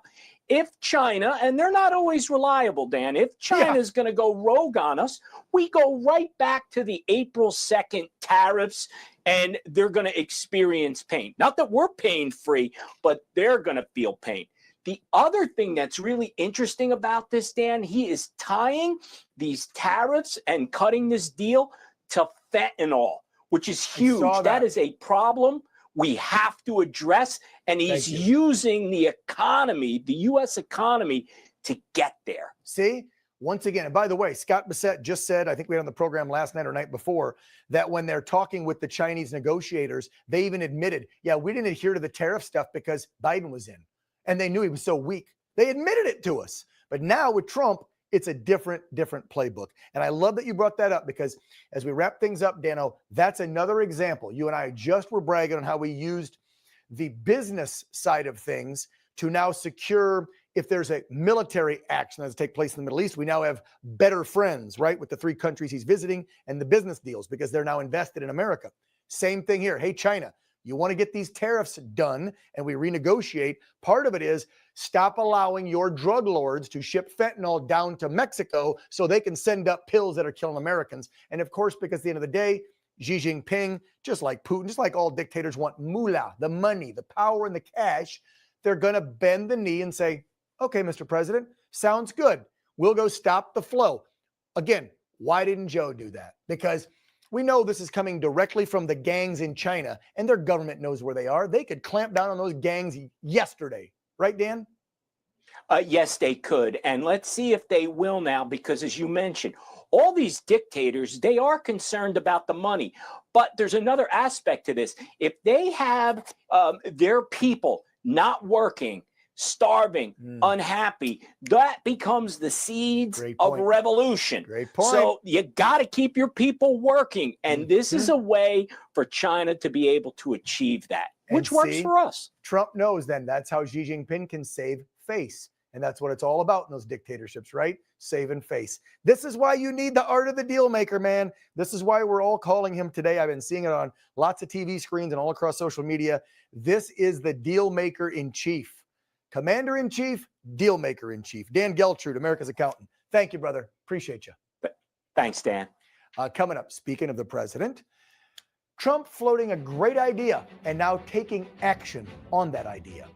Taking billions of dollars that the Biden regime wasted housing illegal aliens and, build shelters to house our homeless veterans. More on that when we come back. Are you waking up in the morning with a sore jaw, headaches, maybe even ringing in your ears, all because you're grinding and clenching your teeth at night? That's exactly what was going on with me. I end up going to a dentist and he wants to charge over $600 for a night guard. That's when I found this, the Brooks night guard. This was a game changer. It's smaller than other night guards that I tried, which is a good thing because it doesn't make me gag. It could fit on the top or the bottom of the teeth. It's lightweight and super comfortable. Now, the Brooks night guard redirects the bite force away from the back teeth, reducing jaw pain while still protecting the teeth. This unique design is what makes Brooks night guard different from all other traditional grind guards. Go to brooksnightguard.com and order yours today. Your teeth will thank you for it in the morning. Go to brooksnightguard.com and use the promo code to activate your special TV offer. That's brooksnightguard.com. Order today and take advantage of this special TV offer. Your teeth will thank you for it in the morning. They say America doesn't make things like they used to. We'll say that to Linda, or Maurice, or Jeb, or Whitney. At Allegiance Flag Supply, we do things not because they're easy, but because they're right. Every stitch, every stripe, every star, made by Americans for the America you believe in. Visit showallegiance.com to order your high-quality American flag today. That's showallegiance.com. HomeAglow just cleaned my entire house for $19. Seriously, $19. They showed up right on time, did my dishes, my laundry, they even cleaned my windows. You just pick a date, pick a cleaner, and enjoy a spotless house for $19. I love using HomeAglow, and I think you will too.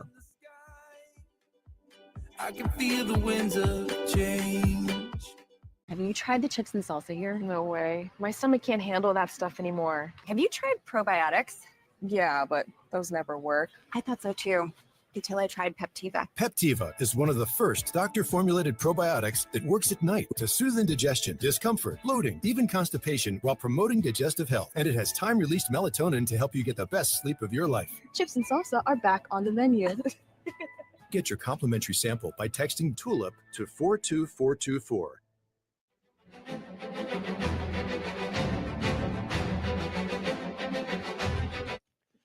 Welcome back. President Trump following through on his pledge to provide better care to our brave men and women in uniform, establishing a new center for homeless veterans. The president signed an executive order titled Keeping Promises to Veterans and establishing a national center for warrior independence. Even better, the funding for the center, get this, is going to be cash that was previously squandered by the Biden-Harris regime for illegal criminal aliens. What better way to redirect that money to our heroes? The facility will be established on the Veterans Affairs West LA campus and will provide care, benefits, and services which our veterans have fully earned. Trust me. The goal is to house up to 6,000 homeless vets at the center by 2028. The executive order comes in the wake of a bombshell report from January 2024. It found that the Department of Veterans Affairs helped pay out millions of dollars to medical providers who treat illegal aliens while they're in federal custody, while a backlog of claims from hundreds and hundreds, if not thousands and thousands, of our veterans grow every day. Once again, Democrats putting illegals before Americans. And when it's American veterans, let me tell you, folks, I get really hot under the collar. And I censored myself because I could have used some colorful metaphors there. Joining us to discuss how President Trump is trying to help our brave heroes who find themselves on the streets. She is a United States Marine, because as the last time when I had her on, a Marine is always a Marine. She's also the CEO of VetCom and the founder of Border Vets, our friend Kate Monroe, back in studio. Kate, nice to see you. Thanks for coming. I'm so happy to be here, especially on this topic. Right? I think the last time you came in, we were probably, we were complaining about the, again, I got to watch my language, the Poopy River down in Tijuana that is coming into San Diego for decades and poisoning our elite Navy SEALs. This is a much nicer topic. Yes. So when you heard the news, just as somebody who has these nonprofits and businesses like you with the VetCom and the Border Vets, where you're every day helping vets, your organization literally helps thousands a year. How did you feel? Just when you're, oh my gosh, Trump is actually going to build something to try and end homeless veterans. Wow. I mean, I was stoked, obviously. Up to date, I've helped 14,000 veterans with their benefits. That's a lot. I mean, the magnitude of that's hard to kind of quantify. It's billions and billions of dollars, about 4.3 billion that we've helped in lifetime income. So when I heard this, I went, finally, here's a man who's paying attention, who's going to keep his promises. Because leading up when I was running for Congress, I said, how do we have 35,000 veterans on the street? How do we have 1.3 million of them at the brink of homelessness? And while I totally agree that we need to build these shelters, we do. I think my infrastructure to camping idea, my base camp idea, is a better middle ground, because one, it costs less. We already have all of the equipment, and we can get all 35,000 of them. If we build 5 of these camps, we can get them off the street now. Because what's going on is this sort of housing first thing that people want to do with no transformation. We got to transform people first. Yeah, you got to get them to want to. I'll tell you what, when I was working in Vegas, I went with US Vets, that charity organization, and they have an outreach where they go down into the water, canal, sewer type things underneath Vegas. You've been in there? And hundreds of people live in them. Out of those hundreds, dozens are veterans. They go down there once a week. They try to outreach, try to bring them to US Vets to clean them up, get them job training, get them off the drugs. And some will come, some don't want to. So you're right. If you don't go treat the issue, get them off the drugs, get them looking for a job or something like that, giving them a house isn't going to solve all that stuff. Now, let me ask you this, Kate. Would it behoove the president, because from what I recall, when I was covering this in Vegas, again, this was years ago, though, so this is 2013, there were a couple major cities where the bulk of our homeless veterans are. So if you built, as your plan goes, 4 or 5 of these main facilities, you could literally get everybody off the street that's a veteran. Correct. And I've talked to about 1,000 homeless veterans, because I visited veterans from almost the border of San Diego, all the way as north as Portland, all the way out to New York. So I've talked to 1,000 of them, and all of them said if there was showers and cafeteria and chapel and rehab, and we actually felt like we could be there long enough to get cleaned up, get mental health, transform our lives, sure, we'd go. But we don't like to go into shelters, into these temporary shelters, because at the 28th day here in California, they kick you out. So they make you throw away all your stuff. And then I go inside, but then I'm going to go back outside without all my stuff. So eventually they sort of give up. That's what happens in San Diego. That's what happens in LA. On the 28th day, you got to go back outside. So I used to be on the advisory board for US Vets when I lived in Vegas for several years. And I don't recall they booted him at 28 days in. Well, it depends on who they take funding from.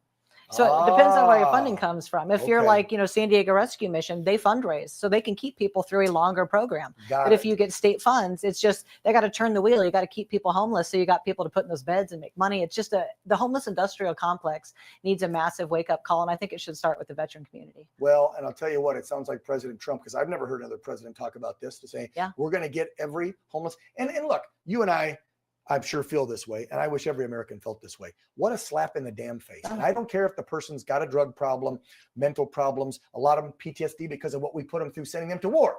But here's my thing.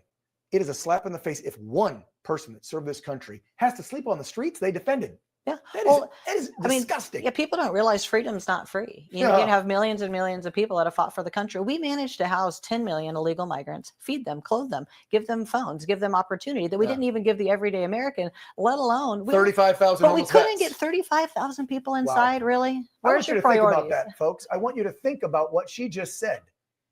We've housed millions of illegals for 4 years under Joe. But you can't get our brothers and sisters off the damn street. There's only 35,000 of them. And I shouldn't say only, but compared to, and it's more than 10 mil. Let's be real. Yeah. Trump says 18 to 20 mil Joe let in. So I go safe and I say 15 to 18 million. Yes. But that's how many. Yeah. and we're putting them in the Roosevelt, $500, $600 a night in New York. But then there's a homeless veteran in front of that Roosevelt. Well, on the hotel. left, they're trying to fly down to Venezuela, bring back an MS-13 gang member. Meanwhile, 2 Marines are in Russia in prison for very petty crimes of like $100. No one's going to get them. Why don't you fly into Russia? Why don't you fly? I'll fly you there. Yeah, Let's go get them sons together. of- Yeah. Kate, we got to wrap up or I'm going to get in some deep trouble because we start talking about how we're Gonna treating our get vets.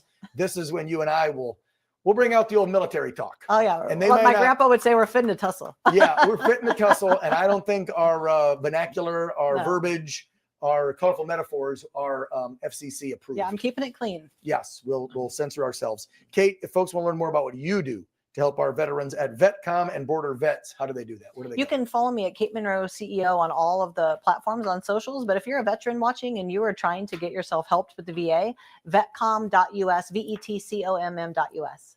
And let me just say to 45, 46, 47, because he's all three, thank you, sir, and God bless you. Keep helping our veterans. We truly appreciate it. Thank you, Kate. Thank we you. appreciate you too.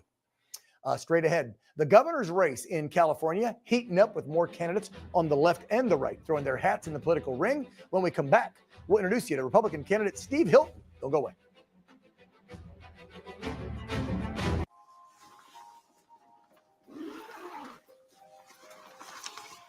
How'd it happen? She showed up dead on arrival. This never gets easier. It does when you call CarShield before your car breaks down. Look at these prices. The camshaft, transmission, engine. Don't people know? A plan through CarShield could protect up to 5,000 parts and systems. You hate to see it. An out-of-warranty car is going to break down eventually. Right, which is why they need a plan through CarShield. Best of all, you'll get access to CarShield's concierge service, who can even help you find a mechanic near you. They're notifying the family. Poor guy. He doesn't even know what's coming. Another victim of senselessly expensive repair bills. Can't save them all. But we can keep trying. Didn't have to end this way. If he'd have just called CarShield before his car broke down. Exactly. CarShield has an A rating with the Better Business Bureau and was voted America's most trusted auto protection company. It's time to call CarShield now. Call 800-969-3093. Hello, I'm Mike Lindell, inventor of MyPillow. Thanks to your support, you've helped make MyPillow become one of the fastest growing companies in America. Over the last 12 years, you've helped MyPillow create thousands of jobs right here in the USA. When I got MyPillow, I'm asleep almost immediately. I stay asleep at night and I wake up more well-rested in the morning. That's why I invented MyPillow. My patented fill adjusts to your exact individual needs and helps keep your neck supported and aligned. I'm interrupting this commercial to bring you my BOGO extravaganza. For example, you get one of my Giza Dream bed sheets and you get a second set absolutely free. Or my 6-piece towel sets. Buy one set, get another one absolutely free. Or get my classic premium MyPillow and get another one absolutely free. So call the number on your screen or go to mypillow.com and use your promo code to get my buy one, get one free offers and get deep discounts on all MyPillow products. We've been spending a lot more time than ever at home these days. Maybe now you've just noticed cold air coming in from a couple windows, which means you're losing heat in the winter, losing cooling in the summer, losing money. Now is the time for new windows and patio doors from Renewal by Anderson. And right now, when you buy one window or patio door, get one at 40% off. Plus, there's no money down, no payments for 12 months, and no interest for 12 months. 1-800-761-1583.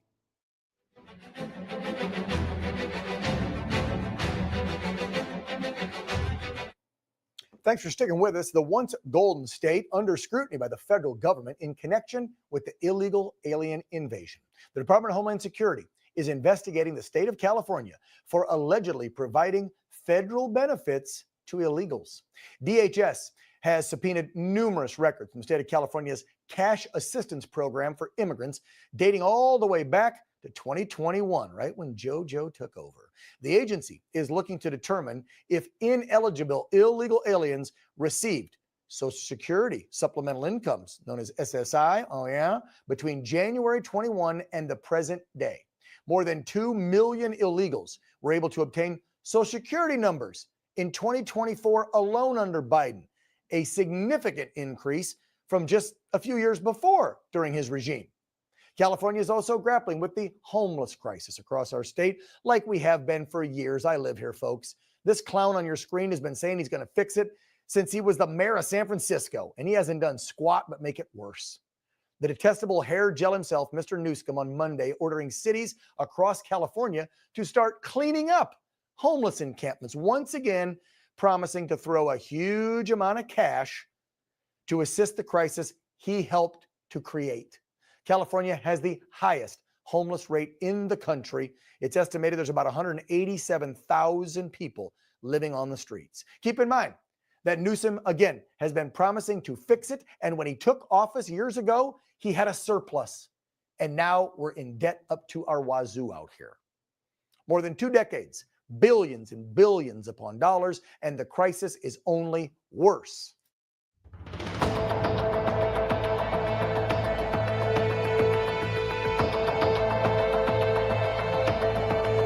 And that brings us to our candidate spotlight tonight. The homeless issue in California, that's just one of the issues plaguing this once great state. And let's be real. Who's been at the helm? This guy. His radical progressive agenda, along with the Democrats in Sacramento, have literally screwed this state up. I've been out here for years from Ohio. That's why I always claim I'm a Buckeye. I'm from Ohio. I don't want to say I'm a Californian. Look at what they've done to it. Thank God for term limits. He's up in 2026. However, there's, of course, a recall effort happening right now to get him out early. And there is a plethora of candidates lining up to be California's next executive. Among them is our next guest, a Republican, a podcaster, and a former Fox Business News host, Steve Hilton. He just launched his bid to be governor last month up in Huntington Beach. Now, he's going to face several challengers. Here, I believe, is this just the Democrat field? Yeah, these are the Democrats that are trying to get in. I'm not even going to go through all these idiots' names because I don't even want to give them attention. But there's a lot, and you might recognize a few. And some of these are the most radical lefties you've seen. There's also a handful of folks on the right that have jumped in, like Riverside County Sheriff and pro-Trump Republican and friend of mine, Chad Bianco. You got some entrepreneurs and businessmen and women on there as well. So it is a big, big field. So the big question is, one, will the recall actually happen? And if not, he's termed out next November. So we're going to get a new governor in California. So who's it going to be? Another radical, progressive lefty that will continue to take this state, which is the 5th largest economy in the world and a beautiful place to live, folks. Let me tell you, will we continue to go down that progressive, ridiculous road of destruction, or can we clean the Golden State back up? I don't think a Democrat can do it. Not think. I know a Democrat can't do it. I think there's a couple Republicans that could, but who's going to get it if Californians will actually vote a Republican in? Joining us now to talk about his bid to become the next governor of California, Steve Hilton on the program for the first time. Steve, nice to see you, brother. How you been? Great, and it's fantastic to be with you. I really, really appreciated what you said there. You're totally right about everything. And the point is, we can't go on like this. California is obviously not working. It's a total disaster on every single policy front, and we need change. That's why when people say to me, oh, how can a Republican win in California in 2026? My answer is very simple. The candidate for change is going to win in 2026, and I'm determined that that's going to be me. Yeah, Steve, so folks don't know your background. You came from abroad years ago, brought your family, started a business in California, has been your American home. You're now a citizen. Because a lot of folks are going to hear the accent and go, wait a minute. But I'll remind Californians, you voted for that guy from Austria a few years back. So, and Steve's accent is nowhere near as strong as his. Exactly. And although I tell you, my roots are a little bit nearby because my parents are Hungarian and they fled communism, right? They fled from the communist regime in Hungary, ended up in England. That's where I was born. But I tell you, that taught me a lifelong suspicion of and detestation for big, bossy, authoritarian, unaccountable, bureaucratic government. That's what we have here in California. Yes. That's what we got to change. That's why we have the highest taxes in the country, but also the highest poverty rate, the highest cost for housing, gas, electricity, water, everything. The crime, the chaos, the homelessness, everything is a disaster. We've got to change direction. And I think this time we really can pull it off. I think the tide is turning. People are waking up. The fires, of course, in LA woke people up. You saw 10 counties flip from blue to red last November. Trump got more votes than any Republican candidate for a generation. I think the ingredients are there for a really spectacular turnaround and a victory in 2026. I agree. I think that the fires were the icing on the, and it's a horrific cake, but this cake that Democrats have baked, ruining this state. Yeah. And there's enough pissed off Californians to go the other way and actually vote right. Steve, if you get this gig, let's just call the first three executive orders as the top boss of California you're going to do to address some of the major issues. And you just brought them up, right? It's from the crime to the immigration to housing and just the cost of living. There's 3 or 4 that I can think of. How will you fix some of those things? Well, number one, we're going to suspend, just as Gavin Newsom said, we're going to suspend the nonsense from the Coastal Commission and CEQA and all these ridiculous rules that stop anyone from doing anything in California, from running a business, building a home. He says he's going to do it for LA. Let's do it for the whole state, because it's snarling up the whole state in this ridiculous bureaucracy. Secondly, on energy, we have higher gas prices here in California than in Hawaii, even though we have oil reserves. I was there in Bakersfield just last week. I'm a strong supporter of our energy industry. I'm going to tell CalGEM, that regulates the oil industry, to immediately start issuing permits to expand existing wells, to drill new wells, so we can provide our own energy here instead of shipping it in from right across the country. And we're going to make the tax cuts that we need. We've got to cut the budget, because they've doubled the budget of the state of California in the last 10 years. Is everything twice as good? No, everything is worse. Yeah. We've got to reduce that budget, cut taxes, make it affordable to raise a family in California, make it possible and achievable to start and run and grow a business here. Yeah. I mean, that's what the California dreaming. That's what we always think. When I was a kid, right? You and I are about the same age. We're in our 50s, Steve-O. I always thought, I got out of the service. I'm from Ohio. And I went, I'm going west. California. Yes. Wow. And in the 90s, it was still wow. But in 2025, I'm like, how soon can I leave? Unless we can get new leadership. Steve, if they want to learn more about your bid to become California governor, how do they do so? Well, Dad, you should know. That's why I'm doing this, to keep you here. That's the whole point of my campaign. All right. So I'd love people to get involved. It's SteveHiltonForGovernor.com, FOR.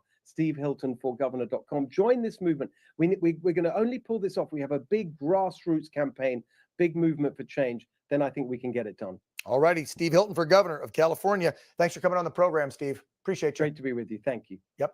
Coming up after the break, fixing our broken FAA. From outdated equipment to not enough qualified air traffic controllers, it is a complete mess at 30,000 feet, and Trump was handed this. So how is he and his team working hard to keep us safe in the friendly skies? Details next. If you suffer from foot pain, ankle pain, knee pain, hip pain, even lower back pain, if just standing causes aches, soreness, and fatigue, the problem could be your feet. When your feet are out of alignment, your entire body is out of alignment and you're in pain. Now you can change all of that. Today, introducing Superthotics, the doctor-designed breakthrough that solves the problem in your feet and relieves the pain throughout your entire body. It begins with the cushioned BioLock heel cup that holds your heel and ankle in perfect alignment. Next, metatarsal and longitudinal arch supports distribute the pressure of your body weight evenly across the entire foot. Plus, these customizable inserts, which correct the angle at which your foot hits the ground, relieving your pain with every step you take. Imagine being able to dance, walk, work, play golf, or just spend an afternoon shopping without the aches, pains, stiffness, and poor balance that rob you of your active life. As a flight attendant, I spend a lot of time on my feet. The moment I put the Superthotics in, I could feel a huge difference. The pain in my knees went away. The pain in my feet went away. Not only am I wearing them for work, I'm wearing them all the time. Imagine finally getting relief from painful problems like bunions, shin splints, corns, calluses, plantar fasciitis, and even stress fractures. Doctor-prescribed orthotics can cost $600 to $800, but you won't pay anywhere near that for Superthotics when you call the number on your screen or go to superthotics.com. For a limited time, you'll get the manufacturer's direct price of just $39.95. Call now, and we'll also include, at no extra cost, our soothing peppermint lotion to help invigorate your feet. You will also get our luxurious comfort slippers designed with durable memory foam. You receive it all. Superthotics are not available in any store. Call or go to superthotics.com now. Need life insurance? SelectQuote found Jacob, 40, a $500,000 policy for only $19 a month. And SelectQuote found his wife, Wendy, a $500,000 policy for only $17 a month. Our secret? At SelectQuote, we aggressively comparison shop up to 10 highly rated companies to find you the company with the best rates. Why pay more? Give your family the security they need at a price you can afford. SelectQuote. We shop, you save.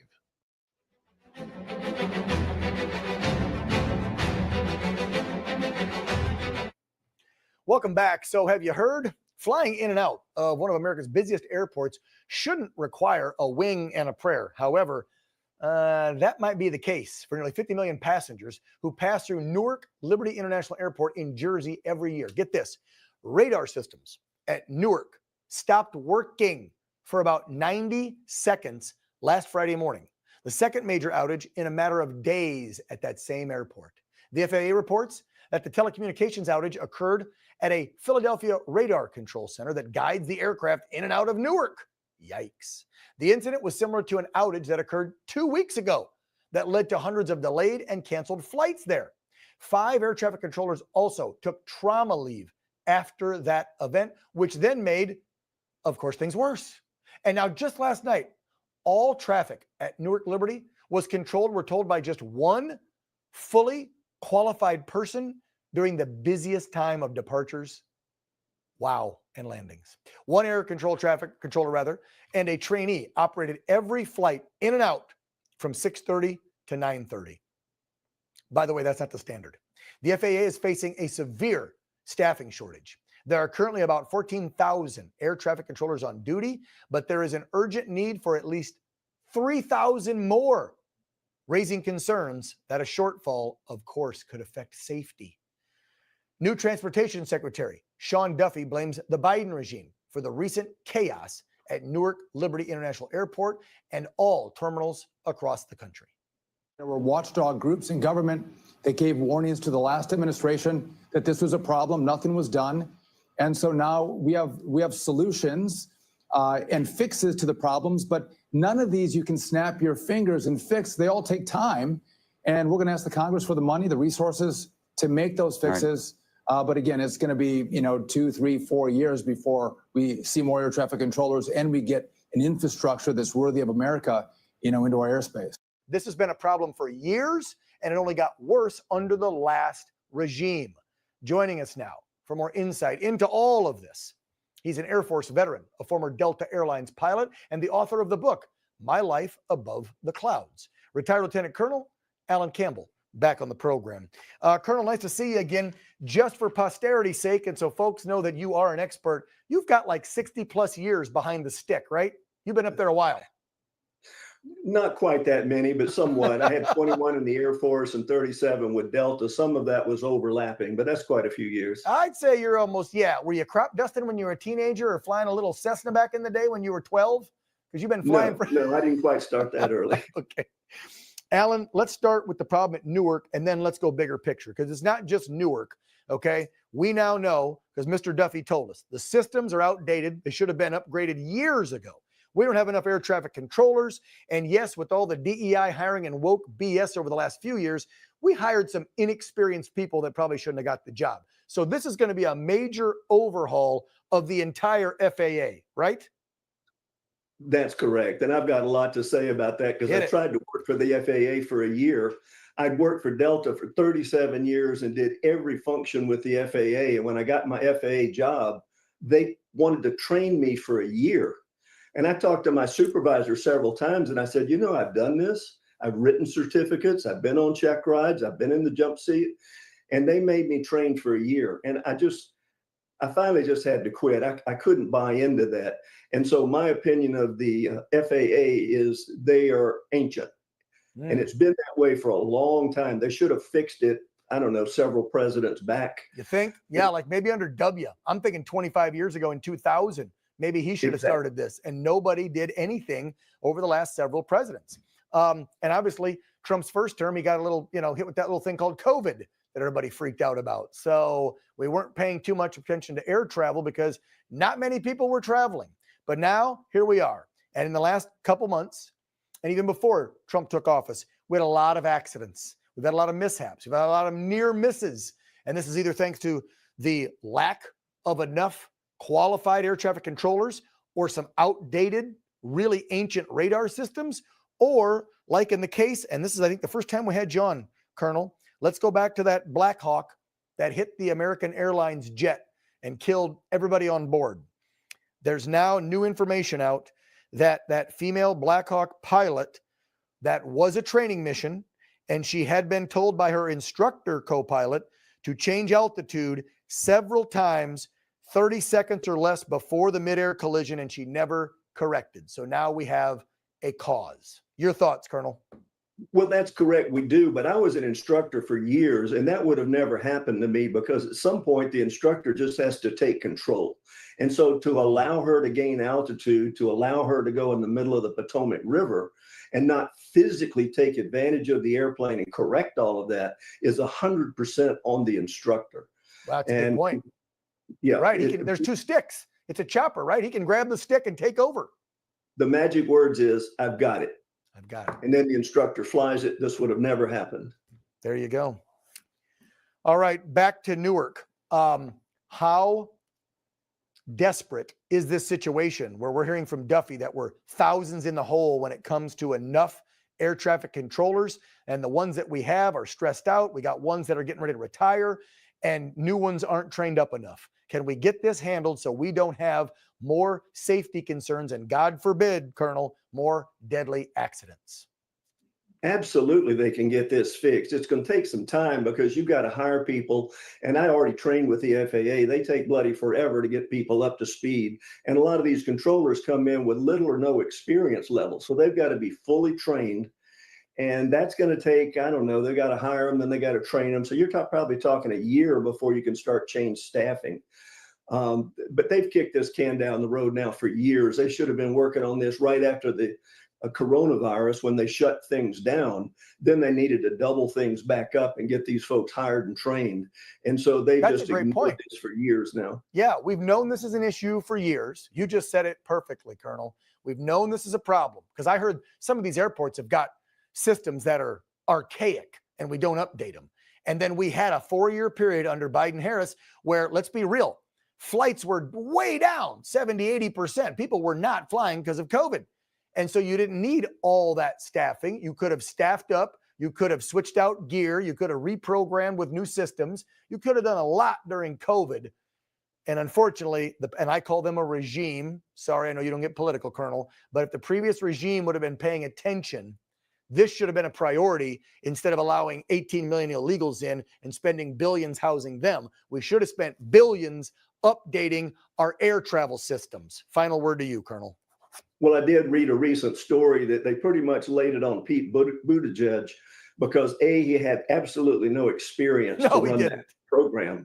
And then B, they went into DEI, and that's where all of their attention and energy and money went. And they just let the FAA sit flat. See?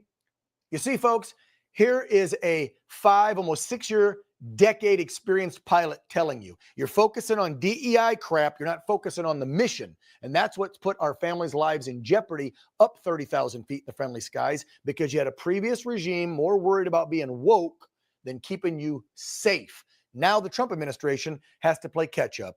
Lieutenant Colonel Alan Campbell, retired. Appreciate you. Check out his book, My Life Above the Clouds. Man, I bet it's been a crazy wild ride up there, Colonel. Hey, by the way, my staff wants to know, if it were you or Sully, who's the better pilot? Oh, absolutely me. I mean, he was in a different situation. I've never been in that situation, and he impressed me. I think I would have done that. You would have done that too? Good, and I would have done it too. All right. Well, next time I got to go somewhere, if I can ever afford private, we're hiring you. That way, if the engines go out and we got to land on the water, we got our own Sully right here, Lieutenant Colonel Alan Campbell. God bless you. Take care, Alan.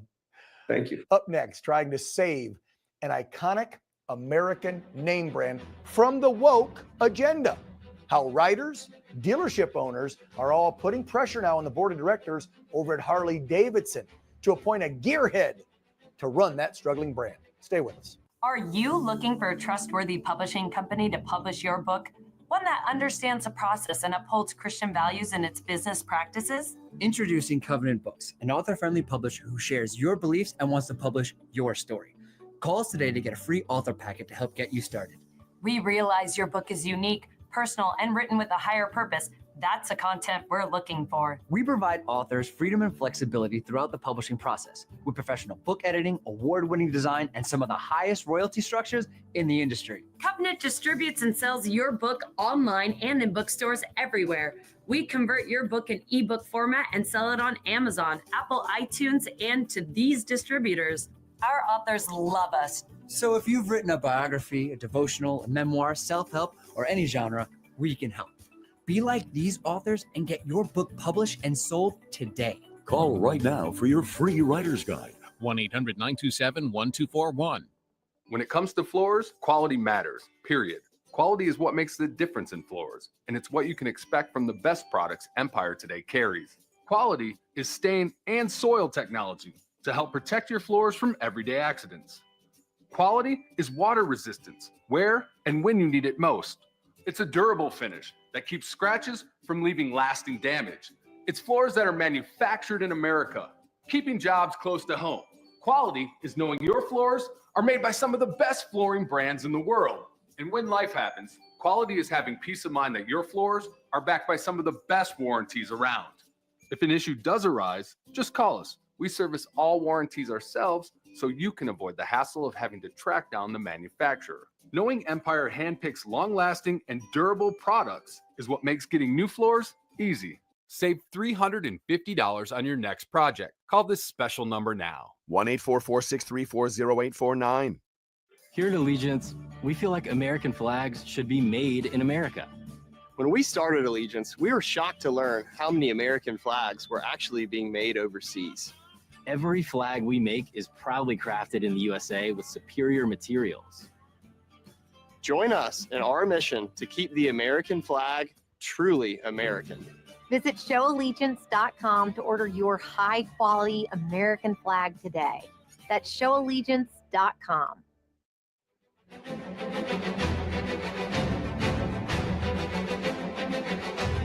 But what we're not going to do is allow left-wing activists and the teachers unions to come in and drive the narrative. Kids need to look at the facts and listen. If I was the head of the most left-wing radical organization in the country that had the teachers union, I'd hate these standards too. But the reality is we're going to teach Americanism, facts, and we're going to let kids come to their own conclusion on the election of 2020.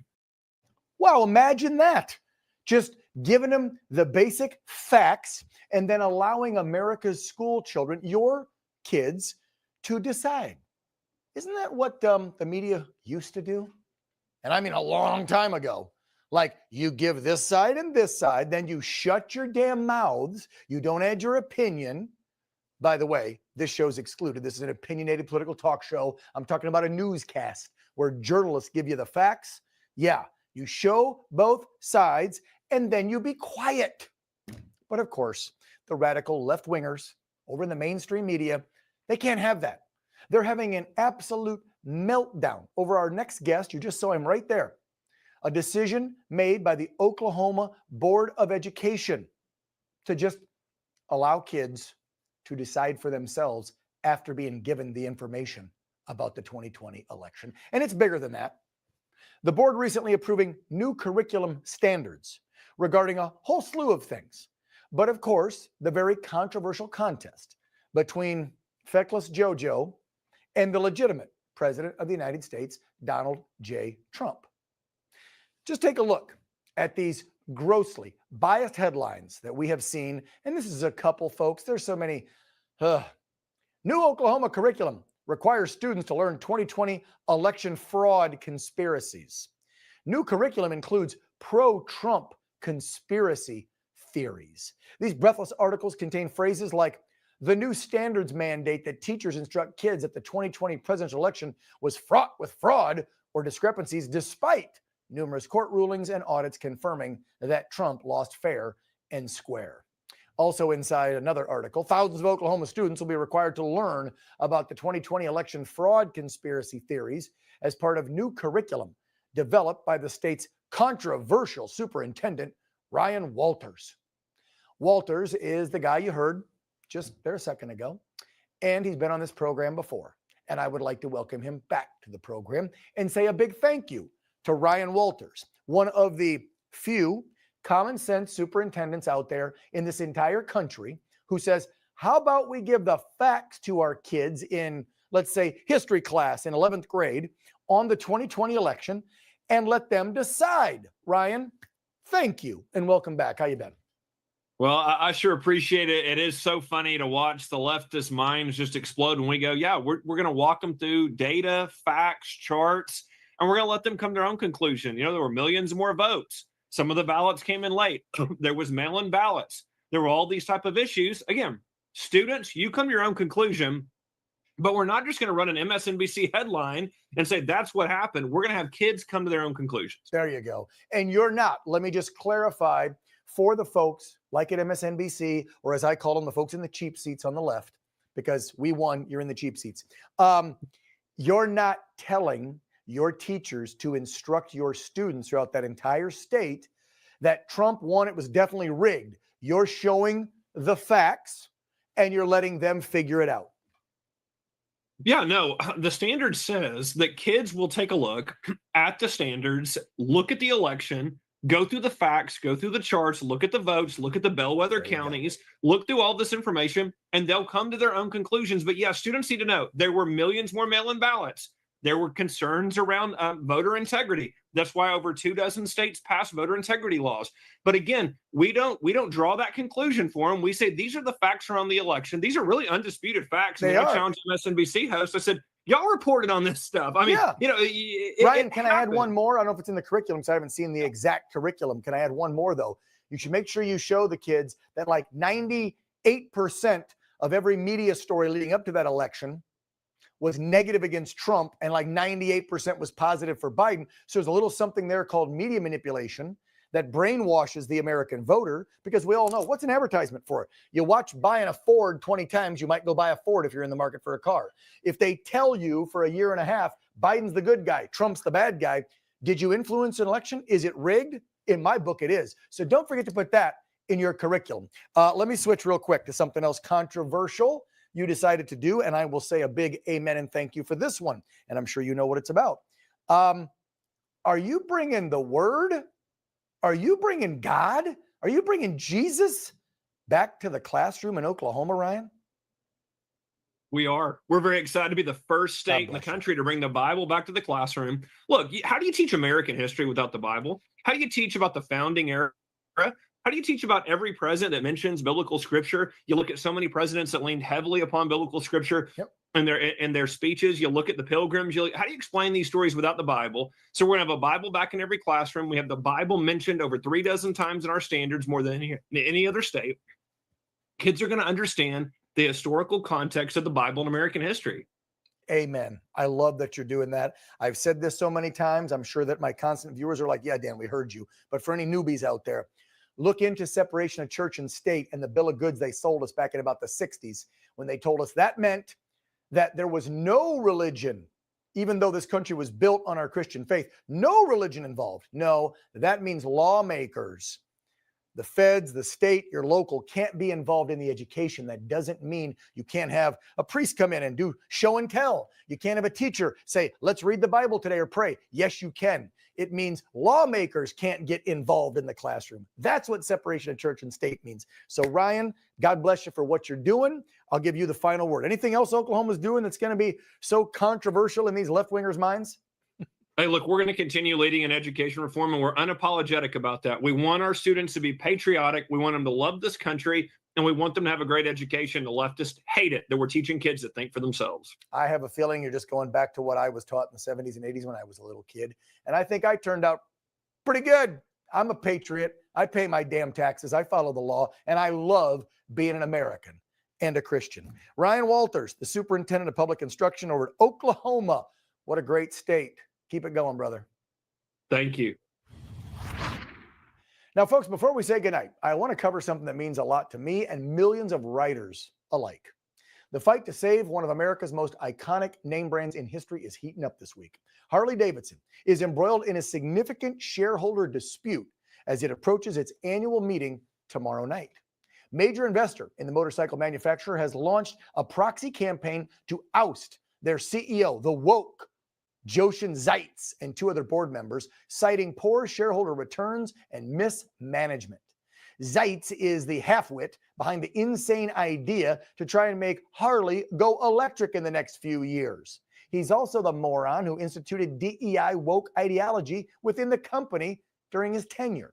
The embattled CEO announcing last month that he plans to retire later this year, even though industry insiders say, oh no, he's being forced out. The problem is, Zeitz could play a major role in naming his successor, someone who might be just as radical or even worse. This is why shareholders, dealership owners, and riders alike are up in arms and saying no more to Zeitz or anybody like him when it comes to our hogs. Keep your hands off. No pun intended. Joining us now to sound off about all this, he's the founder of Bikers for Trump, Chris Cox, back on the program. Chris, nice to see you, brother. And thank you, by the way, for texting me this morning and letting me know that the meeting is happening tomorrow, Wednesday night, the 14th, and that riders out there, Harley enthusiasts, or diehards, I don't care. If you like your hogs and you're PO'd about how the company's being operated, you need to take action now. Right, Chris? You got that right. I'm writing an email right now to Susie Wiles. As you know, Donald Trump is in Saudi Arabia. I'm hoping that he can chime in on this because I'm sure he has interest here. You know, Zeitz is trying to stay on so he can help choose the next CEO. And H Partners is making the point that an absentee member like Zeitz, one who lives and works out of Mexico, London, and Kenya, who will not be a future of this organization, has no business helping pick the next CEO. Not to mention that they believe that he is responsible for the decline of this American iconic brand over the last 5 years of his tenure. Well, of course he is. He would like, yes, and he'd like to see a successor, kind of like Jimmy Carter would like to see Joe Biden in there. Made him look better, didn't it? Yeah. And it take a lot to make Zeitz look better, but it started before Zeitz. You know, you go back to Levovich. And these European DEI guys that are getting in there trying to think that they know what's best for this American iconic brand, well, they couldn't be more wrong. No. We'd like to see somebody like New York Mike in there, who has been a veteran, who's owned one of the biggest dealerships in the country. Yeah. He can draw from amazing owners like the one at Moonshine, who actually has a lot of production. Jim Renacci owns some. Chris, how about a gear? Here's what we need. How about a gearhead? How about somebody who was a mechanic 30 years ago and then built his own dealership up, owns a few. He's an American, red-blooded, riding American who knows this brand, knows the inner workings of that big V-twin, and understands what the hell the Harley-Davidson name brand means to America. It's freedom, the open air. It's this country. It's like apple pie and baseball. It's the Harley. And as you said, these Europeans, these woke, go green climate guys should not be running one of our biggest, most iconic name brands. Chris, it's the end of the show. I'm out of time. But what do you want Harley riders to do tonight and tomorrow before this board meeting?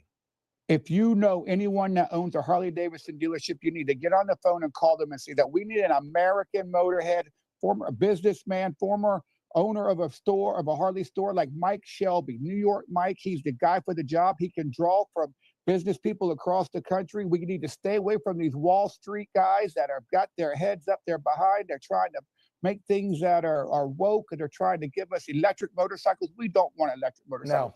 We need somebody to reinvent this brand and get back to the basics of the Harley Davidson. Amen. Amen. And I bet if President Trump gets involved, there might be some more action, and we know he loves the brand as well. Chris Cox, founder, Bikers for Trump. Appreciate the alert, and I'm glad we could get this on some national news for you. So listen up, riders. Take action now. Thank you, Chris. God bless you. And folks, that does it for another edition of Real America here on OAN. Thank you so much for tuning in. The Matt Gaetz Show is coming up next, followed up by Chanel Rion. I'll be back tomorrow, 8 Eastern, 5 Pacific. You know exactly what to do. In the meantime, be a proud American out there. Be brave, and God bless you all. Good night.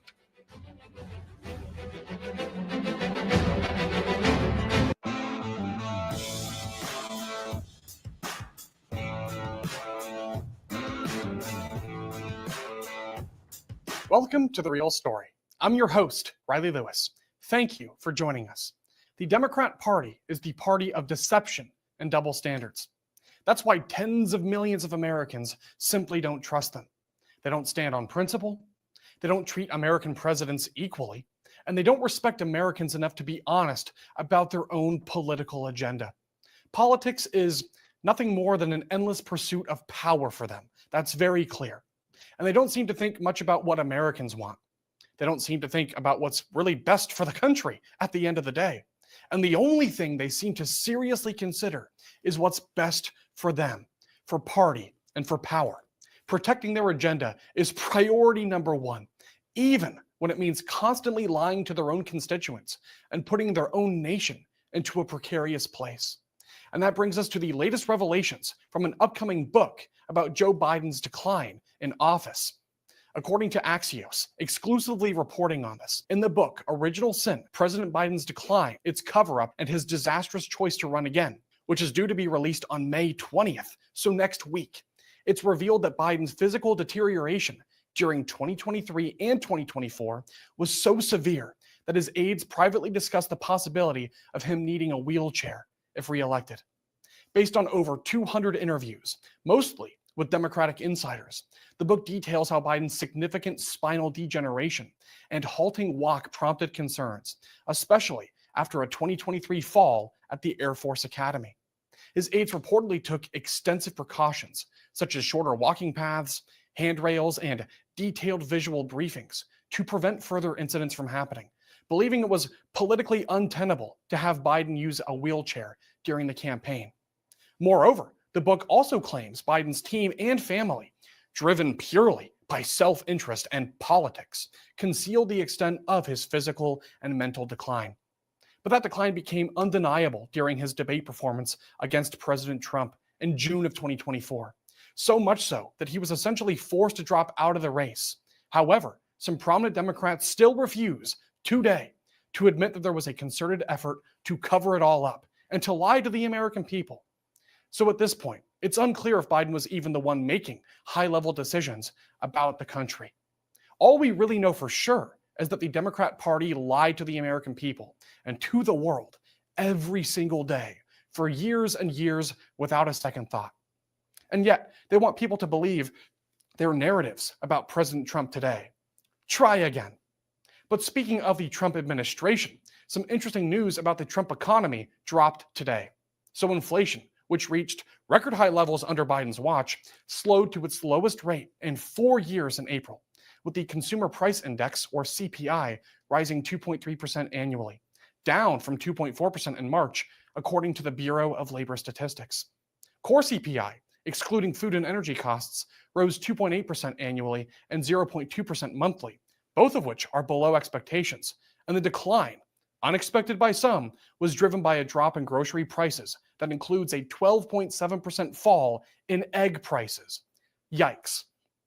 So much for their narrative about the Trump administration destroying the U.S. economy by pursuing tariffs. In fact, here's what Caleb Silver, the editor-in-chief of Investopedia, said about this report today. Yeah, the smoke was much worse than the fire. I think we were all expecting a jump in inflation. A big part of that was the dropping gasoline prices. This is very significant for households. That's one of the biggest expenses we have on a week-to-week basis. That dropping gasoline and energy prices, a big deal in keeping inflation in check. And it is in the sweet spot right now, between 2 and 2.5%. This is just where the Federal Reserve likes it. This economy right now seems like it's going to be all right when we have that tariff pause right now. We'll see how things play out over the next 90 days with some of those other tariffs coming into play in the next few weeks. But right now, this is kind of a sweet spot for inflation. Interesting. A sweet spot for inflation. Those are his words, and they directly undermine the fake outrage displayed over Trump's economic agenda coming from Democrats. And on the note of fake outrage as well, it's time to discuss the refugees from South Africa that just landed here in the U.S. On Monday, Trump welcomed 59 white South African Afrikaners to the United States as refugees, citing racial discrimination and violence they face in their own home country. These families are the first wave of a larger relocation effort under Trump's February executive order, which accuses South Africa's government of targeting Afrikaners with anti-white policies and failing to protect them from racially motivated attacks. The administration also points to violent farm attacks, 49 homicides in 2023 alone, as evidence of political persecution, a claim that South Africa denies. In fact, South Africa's government has said these claims are misinformation. pointing to Afrikaners' economic success and denying any land seizures under their new expropriation law. But what's most disturbing, though, really, is the response from Democrats in this country. For example, here's what one CNN panelist said about their arrival on Monday evening. If the Afrikaners don't actually like the land, they can leave that country. They are. They're leaving to come here. No, they can These leave refugees and go, are coming here. They can actually leave and go to where their native land is, which is probably Germany. Are you or against them coming here? Holland, probably. Holland. Are you yes. against them coming here? I'm against the hypocrisy of this administration. No, that's not the question. The question is, are you against them coming here? If there was actually a genocide happening, like there is in other places in Sudan, in the Congo, I'm not opposed for Congolese and for the Sudanese to come to Africa, just like I'm not opposed to Venezuelans and South Americans coming to America if they are fleeing and looking for asylum. What I am just against, these 50 people you're against. I am against, it's not about being against them. What I am against is that they are being given special treatment when there is not a genocide happening in South Africa. Wow, really? First question, since when is there a genocide in Venezuela? Second question, how ironic is that? The people who supported the influx of tens of millions, including criminals, gang members, and even suspected terrorists from all over the world into the US, are upset right now about 59 refugees from South Africa coming to America. Such vitriol and hatred makes one wonder what's really going on here. Here with reaction is Mel K, the host of The Mel K Show. Mel, thank you for being here today. Oh, thank you for having me. There's so much there. Yes. And it's all kind of connected to this complete and total inability to be honest with the American people, and even more scary, with themselves. How the other people sit around that table and nod is even as disturbing as what the woman says. Oh, it certainly is. And so I want to get your thoughts about that because it's egregious. And I know there's a debate about the situation in South Africa. I'm no expert on the region, but I've seen a lot of disturbing rhetoric and violence coming out of that country. So it's not hard to imagine why people would want to leave. The question is, why is there so much resistance coming from the party of mass illegal immigration? Well, I think that it goes along the same lines with the Marxist talking points that they've been running with, which is that America, this is not, first of all, there is a huge movement to take their land, to kill the farmers. I mean, we've all seen it on TV. It's undeniable. There's a leader. There's tens of thousands of people in a stadium yelling to kill the Boer, kill the farmer. And that would be terrifying. On top of that, a lot of things that and I don't even call it the Democratic Party. I just think these people are in the controlled demolition of America and frankly working against our nation. But the same thing that they want to say here, which is that this isn't our land, that we stole this land, that we people are oppressed. I mean, it's the same exact Marxist playbook. And they're looking at South Africa and thinking, oh, here's another opportunity to prove it. Of course, they're wrong. And we saw this with Nicole Wallace last night. We saw it with Andrea Mitchell. So it's the talking points being put out by what I call the parent company that seems to be running what is known as the Democratic Party right now. Yeah, well, so Mel, I want to follow up on that then, because we know behind every talking point of theirs lies a sinister political agenda. So what's the agenda here for them? Well, I honestly believe that we are at a place where the financial system that has been in place for basically 100 years, but certainly after World War II, a financial system was set. America, fuck yeah!